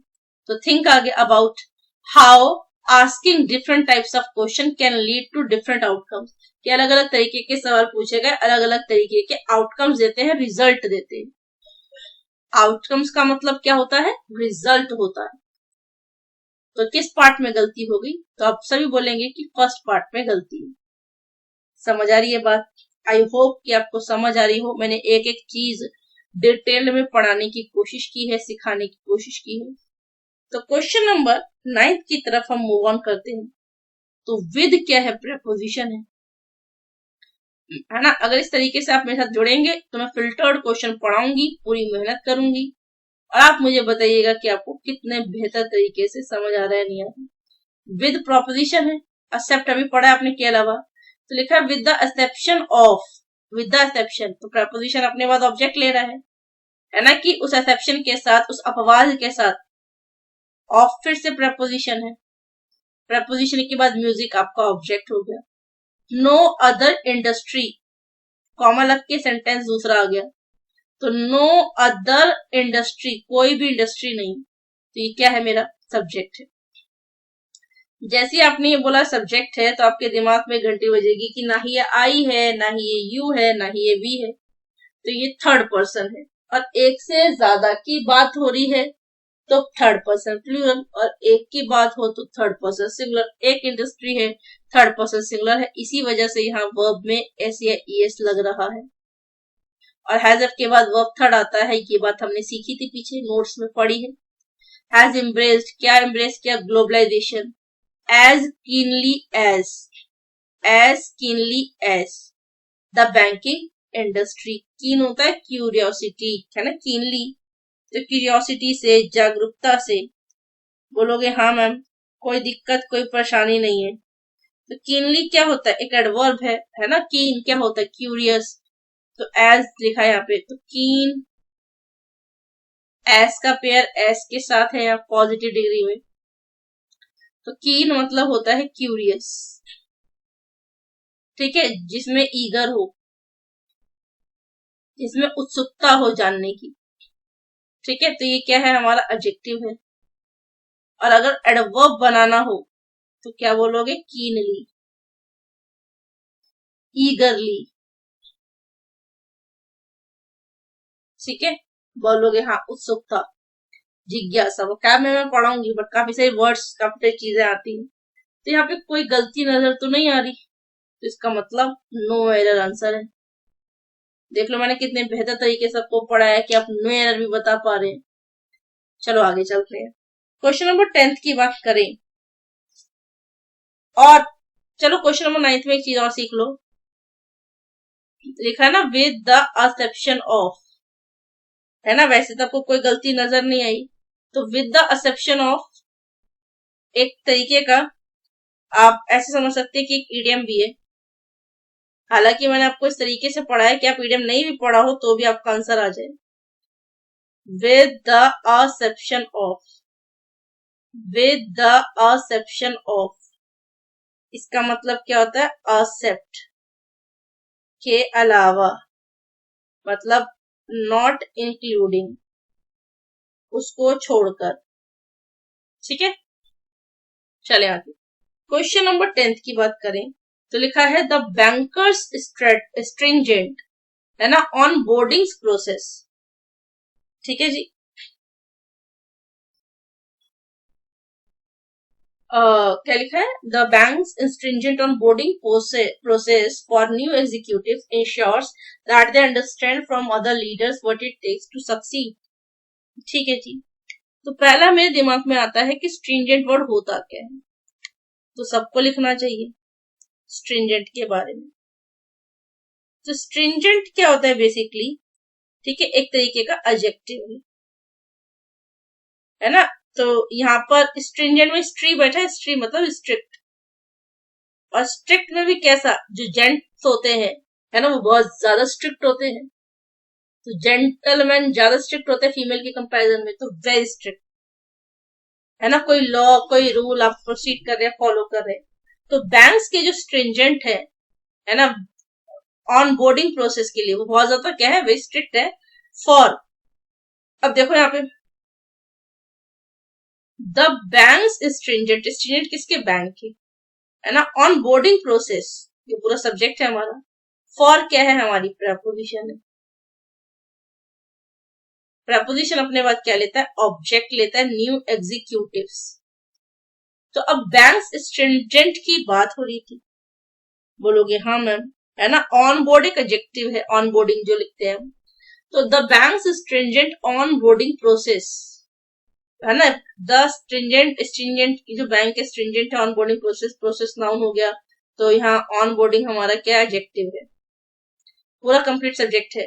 तो पूरा कंप्लीट सब्जेक्ट है कि the bank stringent on boarding process, process तो एक है, प्रोसेस तो एक है, तो फिर क्या होना चाहिए, यहाँ पे क्या गलती होनी चाहिए, है ना। फॉर अब एक है प्रोसेस, तो उसके लिए तो वर्ब में एस आएगा, क्योंकि हमने ये बात पढ़ी है कि अगर ये सब्जेक्ट है तो ये आई यू भी नहीं है, तो ये थर्ड पर्सन, और एक की बात हो रही है तो थर्ड पर्सन सिंगुलर, और थर्ड पर्सन सिंगुलर है तो वर्ब में एस लगेगा, और वर्ब में एस लग भी रहा है। दैट यहाँ क्या हो गई, हमारे कंजंक्शन, जो कि हमने पढ़ा है। दे क्या है, सब्जेक्ट, दे के लिए वर्ब की फर्स्ट फॉर्म, क्यों, क्योंकि आई यू वी दे है, तो वह फर्स्ट आएगी। अगर नहीं होता तो थर्ड पर्सन होता, और एस लगता है अगर सिंगुलर होता। बोलोगे हाँ, फ्रॉम अदर लीडर्स, दूसरे लीडर से, from preposition, other leaders object है। व्हाट क्या है, जब क्वेश्चन मार्क नहीं है तो ये कंजंक्शन का काम करेगा, पढ़ा है हमने। इट क्या है, सब्जेक्ट है। अब आई नहीं, यू नहीं, वी नहीं, तो ये थर्ड पर्सन, और एक है तो इट के लिए वर्ब में एस लग रहा है, और टू के बाद क्या आती है, वर्ब की फर्स्ट फॉर्म आती है। तो कहीं गलती नजर तो नहीं आ रही, बोलोगे हाँ मैम, कहीं पे गलती तो नजर नहीं आ रही है। तो क्या बोलेंगे, ऑन बोर्डिंग नहीं होता, ऑन बोर्ड होता है। तो कौन से पार्ट में गलती, ए पार्ट में गलती है, ऑन बोर्डिंग नहीं होगा। तो ऑन बोर्ड एक क्या है, ऑब्जेक्टिव है। क्या आपको आज की क्लास में मजा आ रहा है, स्वाद आ रहा है। अब इस तरीके से अगर आप पढ़ोगे, चीजों को सीखोगे, तो आपको मजा आएगा। तो ऑन बोर्ड क्या होता है, जब हम बोर्डिंग कर रहे होते हैं, चढ़ रहे होते हैं, है ना, उसके प्रोसेस में ऑन बोर्ड, है शिप में या कहीं पे, तो ऑन शिप और एयरक्राफ्ट में स्पेशली। समझ आई है, आई होप। चलो आगे चलते हैं। क्वेश्चन नंबर 11 की हम बात करेंगे। तो लिखा है CEOs, एक से ज्यादा है, तो उन CEOs जो सब्जेक्ट है वो थर्ड पर्सन प्लूरल हो गया, उसके लिए हैव आया है, बोलोगे हाँ। तो उनको है क्या, अ लॉट लिखा है, हैव अ लॉट। हमेशा ध्यान रखना बहुत के लिए आता है ये अलॉट, मैनी के लिए आता है और मच के लिए भी आता है। बोलोगे हाँ मैम हमने ये पढ़ा है, मैनी के लिए काउंटेबल नाउन और मच के लिए अनकाउंटेबल नाउन। तो अगर लिखना हो आपको तो यहाँ लिख सकते हो आप अ लॉट, आप लिख सकते हो लॉट्स ऑफ, ठीक है। तो या तो आप अ लॉट ऑफ बोलो या लॉट्स ऑफ बोलो या अ लॉट बोलो। तो अ लॉट ए लगेगा तो एस मत लगाओ, एस लगेगा तो ए मत लगाओ। तो CEOs have a lot to worry about, उनके पास काफी सारी चीजें थी क्या करने के लिए, चिंता करने के लिए। तो लिखा है अबाउट, है ना, बट लेकिन what are their greatest concerns, मगर उनके ग्रेटेस्ट कंसर्न्स क्या थे, मगर उनके ग्रेटेस्ट कंसर्न्स क्या थे, ये चीज देखनी है और हमें पता होनी चाहिए। तो चलो भाई आराम से पढ़ लो क्वेश्चन और फिर उसके बाद मुझे बताओ कि क्या इसका आंसर होना चाहिए। तो यहाँ पर आराम से आपने पढ़ लेना है, फिर उसके बाद बताना है कि इसका आंसर क्या होगा। मैंने इतने सारे सवाल आपको कराए हैं, प्रैक्टिस कराई है, समझ आ रही है बातें। बोलोगे हाँ मैम कोई दिक्कत कोई परेशानी नहीं है। तो अब यहाँ पर बात समझ है कि CEOs have a lot to worry, उनके पास क्या है, बहुत ज्यादा, अ लॉट है ना, टू वरी चिंता करनी है, अबाउट बट लेकिन, what are their greatest concern. अब आपको छोटी सी बात बताती हूँ, अगर यहाँ क्वेश्चन मार्क आ रहा है ना, तो यहाँ जो वर्ड है ना वो सवाल पूछने वाला WH है, वाई व्हेन वेयर वाला, और वहां क्वेश्चन मार्क नहीं आ रहा था तो नहीं है। तो नॉर्मली आपने जानते हैं कि व्हाट लगा होता है तो इसके बाद इन्वर्जन आता है, इन्वर्जन का मतलब उल्टा होता है। नॉर्मली आप क्या करते हो, पहले सब्जेक्ट लगाते हो फिर वर्ब लगाते हो, यहाँ क्या होता है, पहले हेल्पिंग वर्ब आती है फिर बाद में सब्जेक्ट आता है फिर बाकी चीजें आती है। तो इसलिए यहाँ पर देखो हेल्पिंग वर्ब पहले है और देयर ग्रेटेस्ट कंसर्न्स जो सब्जेक्ट है वो बाद में है। इसका मतलब इस पार्ट में कोई गलती नहीं होगी। क्वेश्चन नंबर 12 आराम से पढ़ेंगे, देखेंगे, समझने की कोशिश करेंगे। तो यहां पर अगर हम देखें तो लिखा है क्वेश्चन नंबर 12 को आराम से पढ़ें। अब व्हेन लिखा है, व्हेन क्वेश्चन मार्क तो नहीं है, तो व्हेन मेरा एक कंजंक्शन है जो दो सेंटेंस को जोड़ने के लिए लग रहा है। कंजंक्शन आगे भी आ सकती है, क्या दिक्कत है ना। बिजनेस लीडर्स की बात हो रही है तो ये सब्जेक्ट तो है, सब्जेक्ट तो होगा कि कंजंक्शन अपने पास सब्जेक्ट लेता है, सेंटेंस जोड़ता है ना। आगे कोई सेंटेंस होगा, उस सेंटेंस का एक टुकड़ा ले लिया, बीच का कंजंक्शन, आगे का सेंटेंस। तो सब्जेक्ट में आई नहीं है, यू नहीं है, वी नहीं है, थर्ड पर्सन, और ये एक नहीं एक से ज्यादा है, थर्ड पर्सन प्लूरल। इसलिए यहाँ देखो वर्ब में कोई एस नहीं है, और टू अपने बाद वर्ब की फर्स्ट फॉर्म लेती है, तो यहाँ पर भी इसमें कोई गलती नहीं है। एंड आप देखो बड़ी प्यारी चीज पढ़ा रही हूँ, ये आपको बहुत जगह हेल्प करेगी। जहां पर भी जिसको भी एंड दिख जाए तो एंड से पहले की शक्ल और एंड के बाद की शक्ल सेम रहती है। अब एंड से पहले वर्ब की फर्स्ट फॉर्म है 2 + E1 है, 2 शेयरिंग करा दी, तो एंड से पहले वर्ब फर्स्ट है, तो यहाँ पे भी एक्ट जो है वर्ब की फर्स्ट फॉर्म है। वाइजली, जो बिजनेस लीडर्स होते हैं fail to decide and act wisely, जब वो फेल हो जाते हैं डिसाइड करने में तो वो समझदारी से क्या करते हैं, एक्ट करते हैं। देयर कंपनीज, क्योंकि उनकी कंपनीज बिजनेस लीडर्स है, तो देयर कंपनीज सफर्स। अब मुझे खुद बताओ, सोच समझ के बताना, ये कंप्लीट हो गया। फिर देयर कंपनीज की बात हुई, कॉमा लगा होना चाहिए था, बट उसमें बैंकिंग पेपर में ये मानता नहीं है तो इसलिए चलेगा। देयर कंपनीज, उनकी कंपनीज की बात हो रही है, देयर कंपनीज, उनकी कंपनीज की बात हो रही है। तो मुझे बताओ क्या ये सब्जेक्ट है, बोलोगे हाँ, है ना, क्योंकि देखो अगर ये वाला पहले लिख लेते तो फिर ये लगाने की जरूरत नहीं पड़ती कंजंक्शन। और अगर मैंने क्या बोला कि एक सेंटेंस है फर्स्ट, एक सेंटेंस है सेकंड, इन दोनों सेंटेंसेस को जोड़ने के लिए क्या है कंजंक्शन। क्या मैं इस फॉर्मेट को इस शक्ल में नहीं लिख सकती? कंजंक्शन पहले, सेंटेंस नंबर सेकंड पहले, तो कॉमा लिख के सेंटेंस नंबर 1 लिख दो ताकि दोनों सेंटेंस अलग अलग हो जाए। यहाँ कॉमा नहीं लिखा था बस। बोलोगे हाँ दूसरा पैटर्न लगाया गया। अब देयर कंपनीज, आई नहीं, यू नहीं, वी नहीं, तो थर्ड पर्सन और एक से ज्यादा है, थर्ड पर्सन प्लूरल, तो क्या वर्ब में एस आएगा? बोलोगे नहीं आएगा। तो किस पार्ट में? फोर्थ पार्ट में गलती है। इसका मतलब मैम आपने आज जितनी बात पढ़ाई ना उसमें ये बात बहुत ज्यादा लग रही है थर्ड पर्सन वाली, तो इसे तो ढंग से पढ़ लेना चाहिए, नोट्स बनाने चाहिए। अगर ऐसा पढ़ाओगी फिर तो हमारा ये वाला सेक्शन बहुत ज्यादा स्ट्रांग हो जाएगा। क्वेश्चन नंबर 13 की बात करते हैं। तो वियर ऑफर, इसलिए मैंने बहुत ज्यादा, मैंने आपको थंबनेल पर कुछ ऐसा नहीं लिखा है जिससे आपको लगे कि यार बहुत बड़ी बड़ी चीजें लिख दी मैम ने। मैंने बहुत सिंपल रखा है ताकि आप कंटेंट पढ़े तो आपको लगे कि हाँ वाक्य में चीज पढ़ा रही है मैम, क्वालिटी है।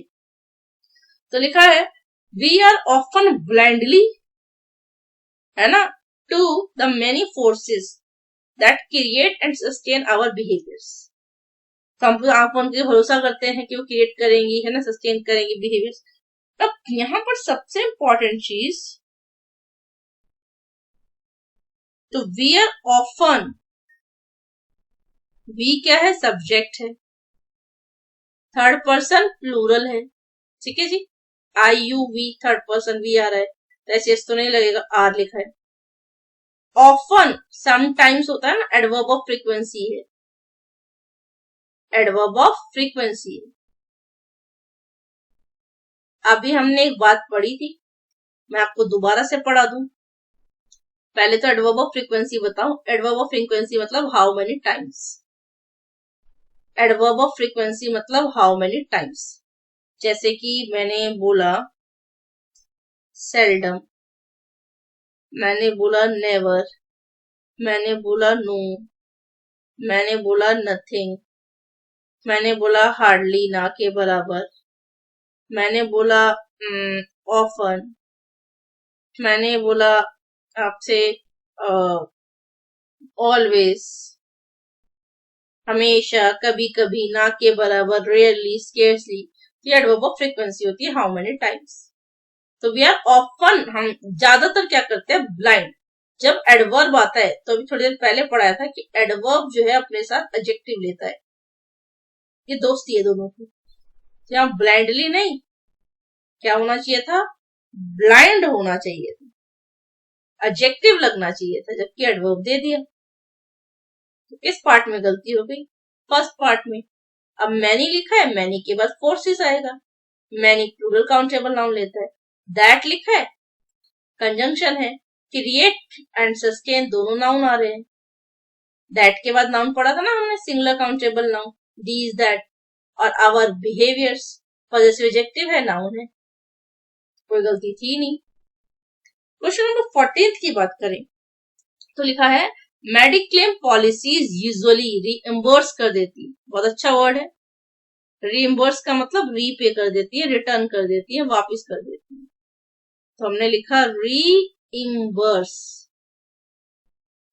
मतलब होता है रीपे करना, मतलब होता है रिटर्न करना, किसी को पैसा वापस देना।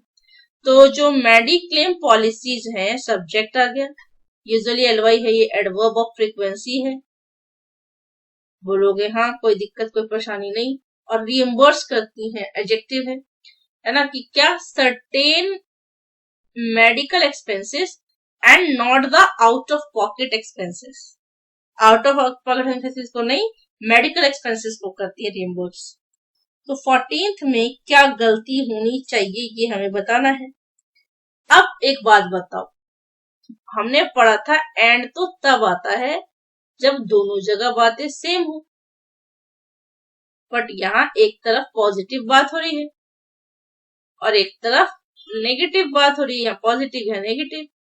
तो जब कभी ऐसा दिखे कि एक तरफ पॉजिटिव हो, सेम का मतलब क्या, दोनों तरफ या तो पॉजिटिव लिखो या दोनों तरफ नेगेटिव लिखो, या दोनों तरफ नाउन, दोनों तरफ प्रोनाउन, दोनों तरफ एडजेक्टिव, इस तरीके से। अगर पॉजिटिव है और नेगेटिव पे जा रहे हैं, पॉजिटिव से नेगेटिव के लिए जा रहे हैं, तो वहां पर एंड नहीं आता, बट आता है। बिल्कुल सही जी, एंड नहीं आना चाहिए था, बट आना चाहिए। तो यहाँ पर हमारे किस पार्ट में गलती हुई? थर्ड पार्ट में। अब ऐसे पढ़ना चाहिए, ये है क्वालिटी एजुकेशन, है ना। आप जिस तरीके से प्रैक्टिस, अब इस तरीके से मेरे साथ प्रैक्टिस करोगे, तो मेरी गाइडेंस में करोगे, तो आपको और ज्यादा इजी होगा। एक टीचर की गाइडेंस में, मेंटर की गाइडेंस में पढ़ रहे हैं। अब 15th है हाई परफॉर्मर्स। सबसे पहले मुझे बताओ, क्या ये थर्ड पर्सन है? बोलोगे हाँ, क्योंकि आई यू भी नहीं है, और ये हमारा एक नहीं बता रहा, एक से ज्यादा की बात कर रहा है, तो थर्ड पर्सन प्लूरल है। तो सब्जेक्ट है थर्ड पर्सन प्लूरल, तो इसमें वर्ब में एस भी नहीं लग रहा। तो हाई परफॉर्मेंस शो क्या शो करते हैं? कि स्ट्रॉन्गर टेंडेंसी, टेंडेंसी के बाद टू आता है, टू के बाद वर्ब की फर्स्ट फॉर्म है डायरेक्ट। देयर, परफॉर्मर्स बहुत सारे हैं इसलिए देयर आ रहा है। ओन लर्निंग, उनकी खुद की लर्निंग। हाई परफॉर्मर जो होते हैं, strong tendency to direct their own learning, जो उन्होंने खुद से सीखा होता है, सेल्फ सीखा होता है। और सेल्फ सीखने वाला ही बहुत कामयाब होता है। ईमानदारी से मेरे साथ प्रयास करें, रेगुलर प्रैक्टिस करें, चीजें सीखने को मिलेंगी। फिर यहाँ विच आ गया, तो ये भी एक तरीके का हमारा क्या है? Relative pronoun. ठीक है, नहीं ये रिलेटिव प्रोनाउन नहीं है। ठीक है जी, ये रिलेटिव प्रोनाउन नहीं है। तो ये आप मान ले सब्जेक्ट की तरह काम कर रहे हैं, और मे यहाँ पर है और बी लिखा है वर्ब की फर्स्ट फॉर्म। क्यों? मे क्या है? मॉडल है, और मॉडल अपने बाद वर्ब की क्या लेता है? फर्स्ट फॉर्म, तो मे बी। ठीक है जी, तो which may be one of the ways, तो वन यहाँ पे फिर से सब्जेक्ट हो गया। ऑफ प्रेपोजिशन, प्रेपोजिशन के द वेज ऑब्जेक्ट, और यहाँ पर टू के बाद वर्ब की फर्स्ट फॉर्म आएगी। फिर हु लिखा है, और विल मॉडल है, मॉडल अपने बाद वर्ब की फर्स्ट फॉर्म लेता है, अ हाई परफॉर्मर। तो इस हिसाब से सेंटेंस में तो कोई गलती नजर नहीं आ रही है, मतलब कि नो एरर होगा, है ना। विल या शेल जब भी आएगा अपने साथ वर्ब फर्स्ट लेता है, और बी तो यहाँ पे ऑलरेडी थी। और हाई परफॉर्मर का ह था, ह मतलब किसका? कॉन्सोनेंट साउंड, कॉन्सोनेंट साउंड के लिए ए ठीक है, कोई गलती नजर नहीं आई। अब देखो, मैंने आपको 2 पेपर करा दिए अभी तक, है ना। मैंने शुरुआत कराई थी आपको, बेटा देखो हमेशा 7 बजे से 8 बजे तक जुड़े। Error detection banking special series की पहली क्लास है। तो अब nationalized banks and IBPS PO MTSO का पेपर में हमने इंडियन बैंक का पेपर कंप्लीट किया, पीओ का। उसके क्वेश्चंस करने के बाद मैंने bank of Baroda junior management के क्वेश्चंस कराए, ऑलमोस्ट 10 क्वेश्चंस। फिर मैंने आपको डिटेल पढ़ना है, तो IBPS RRB officer scale 1 and CWE सीखी। देख रहे हैं 16 से 20 क्वेश्चन है। Read each sentence to find out whether there is grammatical mistake error in it. The error, if any, will be one part of the sentence. If there is no error, select no error. Ignore the errors of punctuation, if any. Question number 16. Question number 16 को पढ़ते हैं। The rise of ATMs. The rise क्या है? आपका subject है, of क्या है? Preposition है, ATMs क्या है? ऑब्जेक्ट है। फिर लिखा है ATMs है ना, फिर ये टेलीफोन बैंकिंग, फिर ऑब्जेक्ट है कॉमा लगा के, है ना। फिर द इंटरनेट, ये भी क्या है? ऑब्जेक्ट है। एंड से पहले सब जगह ऑब्जेक्ट आ रहे, तो नाउ स्मार्टफोन्स। अब यहाँ लिखा है the rise of ATMs, ATM का राइज होना, बढ़ना है, टेलीफोन बैंकिंग का, द इंटरनेट का, एंड नाउ स्मार्टफोन्स का, है ना। अब यहाँ पर मुझे बताओ किसके अकॉर्डिंग वर्ब आती है? सब्जेक्ट के अकॉर्डिंग। तो यहाँ सब्जेक्ट क्या था? The rise of ATMs, telephone banking, ये सब ऑब्जेक्ट है। तो यहाँ पर ये सारे के सारे हमारे ऑब्जेक्ट हैं, एंड से पहले एंड के बाद। तो द राइस के अकॉर्डिंग देखें, तो द राइस के अकॉर्डिंग देखें तो यहाँ पर मेरा क्या होगा? हैज। क्यों? क्योंकि ये थर्ड पर्सन है, आई यू वी नहीं है, और ये एक है, तो थर्ड पर्सन सिंगुलर की कैटेगरी में आएगा, तो वर्ब में एस लग रहा है। और हैज एफ के बाद लीड की थर्ड फॉर्म होती है लेड। टू लिखा है, लीड अपने बाद प्रपोजिशन लेता है टू, है ना। डिक्लाइन का ड का साउंड आ रहा है, उसके लिए ए आ गया। Decline of 5 to 8% of year, है ना। डिक्लाइन ऑफ डिक्लाइन के साथ क्या आता है? ऑफ। दो बातें ध्यान रखिएगा, लेड के साथ टू आता है, डिक्लाइन ऑफ, है ना, यहाँ नहीं लिखा है डिक्लाइन टू, ठीक है, decline of 5 to 8% year in the number of, in preposition the number आपका सब्जेक्ट, फिर of preposition, visit subject, by preposition, customers, फिर टू प्रपोजिशन, फिर ब्रांचेस, है ना। अगर वर्ब की फर्स्ट फॉर्म होती तो गो गम, अब ये वर्ब तो नहीं है, तो टू के बाद यहाँ पे क्या लिखा है ना, यहाँ पर टू क्या है? प्रपोजिशन, तो या तो वर्ब की फर्स्ट फॉर्म आती, जो कि वर्ब फर्स्ट तो नहीं है, ब्रांचिंग वांचिंग होगा नहीं, तो ब्रांचेस यहाँ पे क्या है? नाउन है, नाउन आ सकता है, या तो नाउन आएगा, वर्ब की फर्स्ट फॉर्म आएगी, तो ब्रांचेस ठीक लिखा है। तो इस हिसाब से 16th में हमारा कोई गलती नहीं है। बोलोगे मैम ये तो बहुत आसान है, अब तो धीरे धीरे करके कुछ समझ आ रहा है। अब लिखा है क्वेश्चन नंबर 17। अब स्पोर्टिंग बॉडी, स्पोर्टिंग बॉडी क्या है ना, सब्जेक्ट है, सच एज फीफा, है ना, सच एज फीफा, तो सच क्या है आपका प्रपोजिशन, सच एज, और फीफा आपका क्या हो गया? ऑब्जेक्ट हो गया।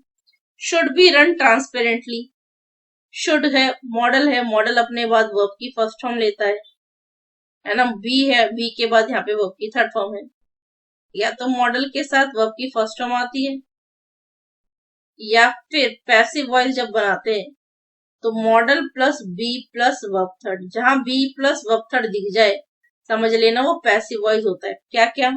बी दिखे, या बीन दिखे, या बींग दिखे,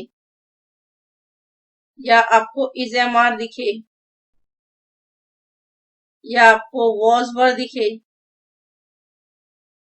इन सब के बाद वर्ब थर्ड आने पर ये पैसिव वॉइस बन जाता है। तो sporting bodies such as FIFA should be run transparently, run होनी चाहिए, and rigorous standard should be maintained होने चाहिए टू इंश्योर करने के लिए that sports are played in the right spirit, सही तरीके से खेला जा रहा है या नहीं। अब यहाँ पर बहुत आराम से पढ़ते और हम समझने की कोशिश करते, तो क्वेश्चन नंबर 17 में हम सही आंसर पे पहुंच पाते, है ना भाई। पूरी ताकत के साथ पढ़ेंगे, समझने की कोशिश करेंगे।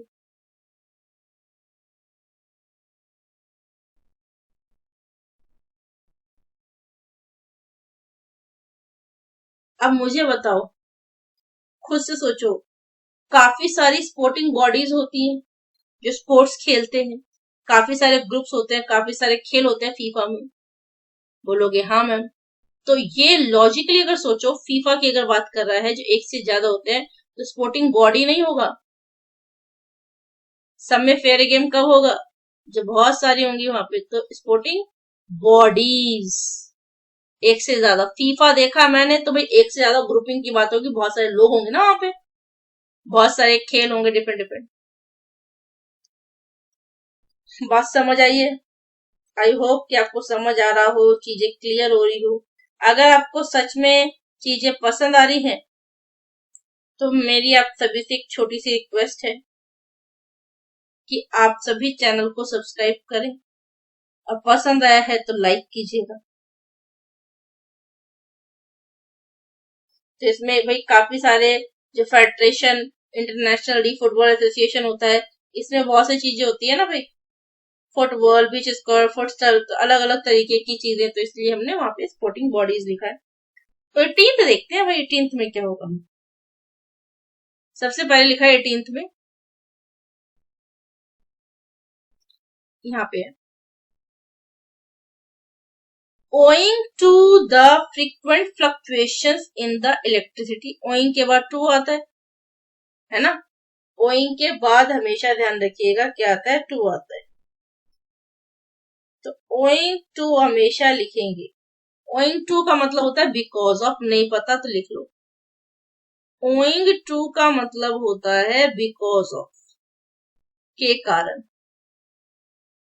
कई बार आपने पढ़ा होगा ड्यू टू, तो ड्यू टू बोलो, owing टू बोलो, बिकॉज ऑफ बोलो, ड्यू टू बोलो, due to, owing to, because of, याद रहेगा।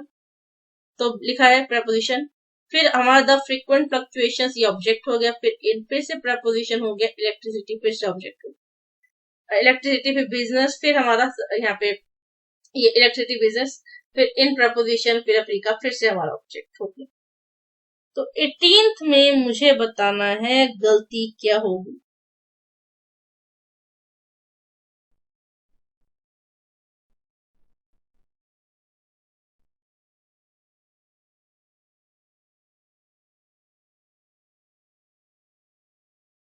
पॉइंट टू है ना, के कारण फ्रीक्वेंट फ्लक्चुएशंस इन इलेक्ट्रिसिटी, बिजली में और फ्रीक्वेंट लगातार फ्लक्चुएशन होने की वजह से बिजनेसेस नहीं होगा, ये गलत लिखा है भाई, बिजनेसेस नहीं होगा, बिजनेसमैन होना चाहिए था ना बेटा, बिजनेसमैन होना चाहिए था ना, ठीक है। और इन भी नहीं होना चाहिए फिर तो, बिजनेसमैन ऑफ अफ्रीका की फ्रीक्वेंट लगातार फ्लक्चुएशन होने की वजह से बिजली में बिजनेसमैन ऑफ अफ्रीका, अफ्रीका के बिजनेसमैन आर फोर्स, उनको फोर्स किया गया, पैसिव वॉइस हो गया इस हमारे के साथ, थर्ड फॉर्म में पढ़ा था हमने। फोर्स के बाद टू आ रहा है, टू इन्वेस्ट, टू के बाद होगी फर्स्ट फॉर्म इन जनरेटर्स, उनको फोर्स किया गया क्योंकि लगातार बिजली कट हो रहा था, तो इसके कारण उन्हें फोर्स किया गया था to invest in generator, invest किया जाए जनरेटर में, thereby playing exorbitant amount for electricity, या फिर वो क्या करें भाई, उतना अमाउंट दे जिससे कि हम इलेक्ट्रिसिटी सप्लाई कर पाए और वो जो खेल है, जो चीजें हैं है ना, वो तरीके से स्मूथ हो पाए, खेल या कोई भी चीज जो भी आप करना चाहते हैं। बात समझ आ रही है? बोलोगे हाँ मैम, क्लियर है? तो बहुत ज्यादा उनसे अमाउंट ले रहे थे इलेक्ट्रिसिटी का पे करने के लिए, इन्वेस्ट करे जनरेटर्स के अंदर, ये बात हमें समझ आई होगी। अब हम चलते हैं अगले क्वेश्चन की तरफ। तो क्वेश्चन नंबर 19 कहता है विदाउट, एक प्रपोजिशन है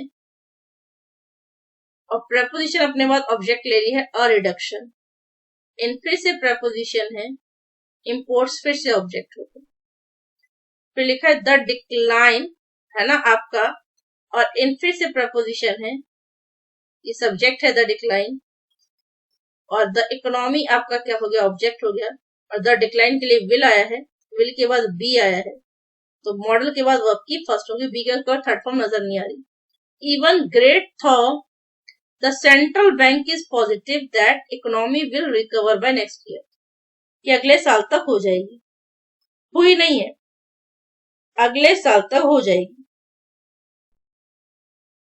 तो यहाँ पे क्या है, कंपैरिजन हो रहा है कि without a reduction in imports, imports में बिना रिडक्शन कमी किए, the decline in the economy will be even great though, economy बेहतर हो जाएगी, central bank is positive that economy will recover by next week, ये हमें क्वेश्चन गिवन है,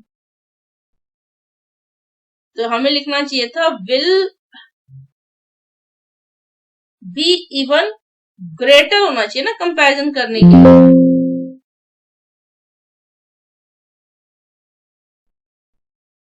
तो यहाँ पे होना चाहिए था हमें विल बी इवन ग्रेट, नहीं कि कंपेयर कर रहे हैं ना, और कंपेयर के लिए तो कंपेरेटिव डिग्री आती की यार, विल बी इवन ग्रेटर, और अगर मैं ये नहीं लिखना चाहती थी विल बी इवन ग्रेटर, मान लो मेरे ऑप्शन में ना दे मुझे एग्जामिनर, तो मैं इसकी जगह पे भी ये भी लिख सकती थी बिगर थॉ,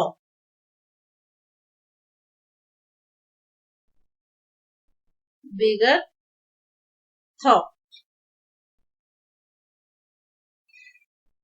क्वेश्चन नंबर 20, अच्छा इसमें मैंने ये तो बताया नहीं किस पार्ट में गलती होगी, तो ये तो वो बिगर, अच्छा थॉ तो लिखा हुआ है ना इसमें, मैंने इसे बिगर, तो विल बी इवन ग्रेटर और बिगर, ग्रेटर लिखो या बिगर लिखो, दोनों में से जो ऑप्शन एग्जामिनर ने दिए होंगे।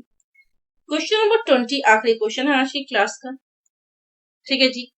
Changing a companies corporate culture is, तो कंपनी कॉर्पोरेट कल्चर की बात हो रही है ना, changing company corporate culture, change हो रहा है, आई यू वी नहीं है, थर्ड पर्सन है, और एक से ज्यादा की बात नहीं हो रही, सिंगुलर है तो एस आएगा, इसका मतलब कंप्लीटली मैम ये हमारा सब्जेक्ट हो गया और इसमें SES लग गया। डिफिकल्ट है कि changing a companies corporate culture, ठीक है जी।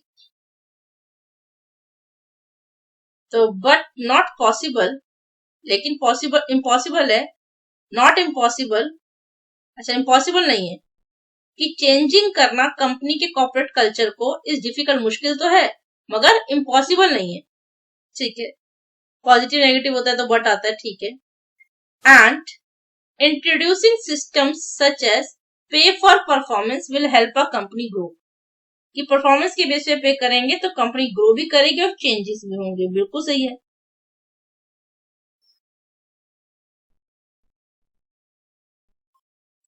तो यहाँ पर क्या गलती होनी चाहिए?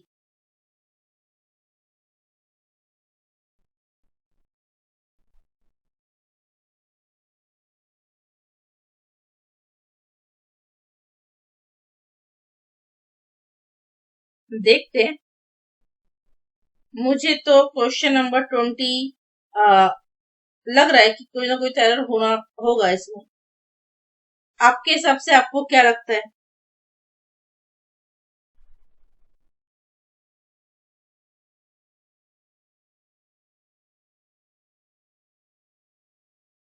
ओके, मैंने थोड़ा सा गलत लिखा है, इसलिए मुझे कोई गलती नजर नहीं आ रही।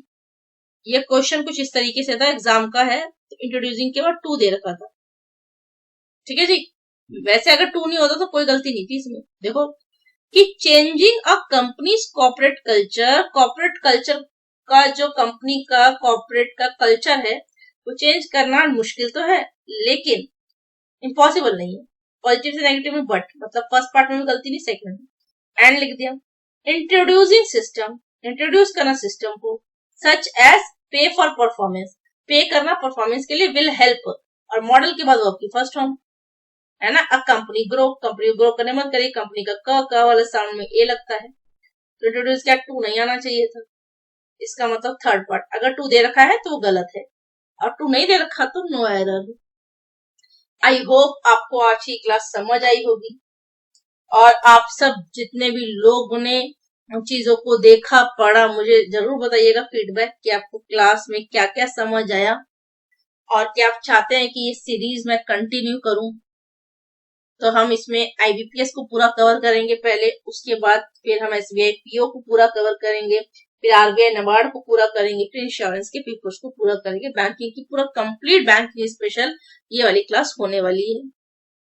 May God bless you all, मिलते हैं नेक्स्ट क्लास में।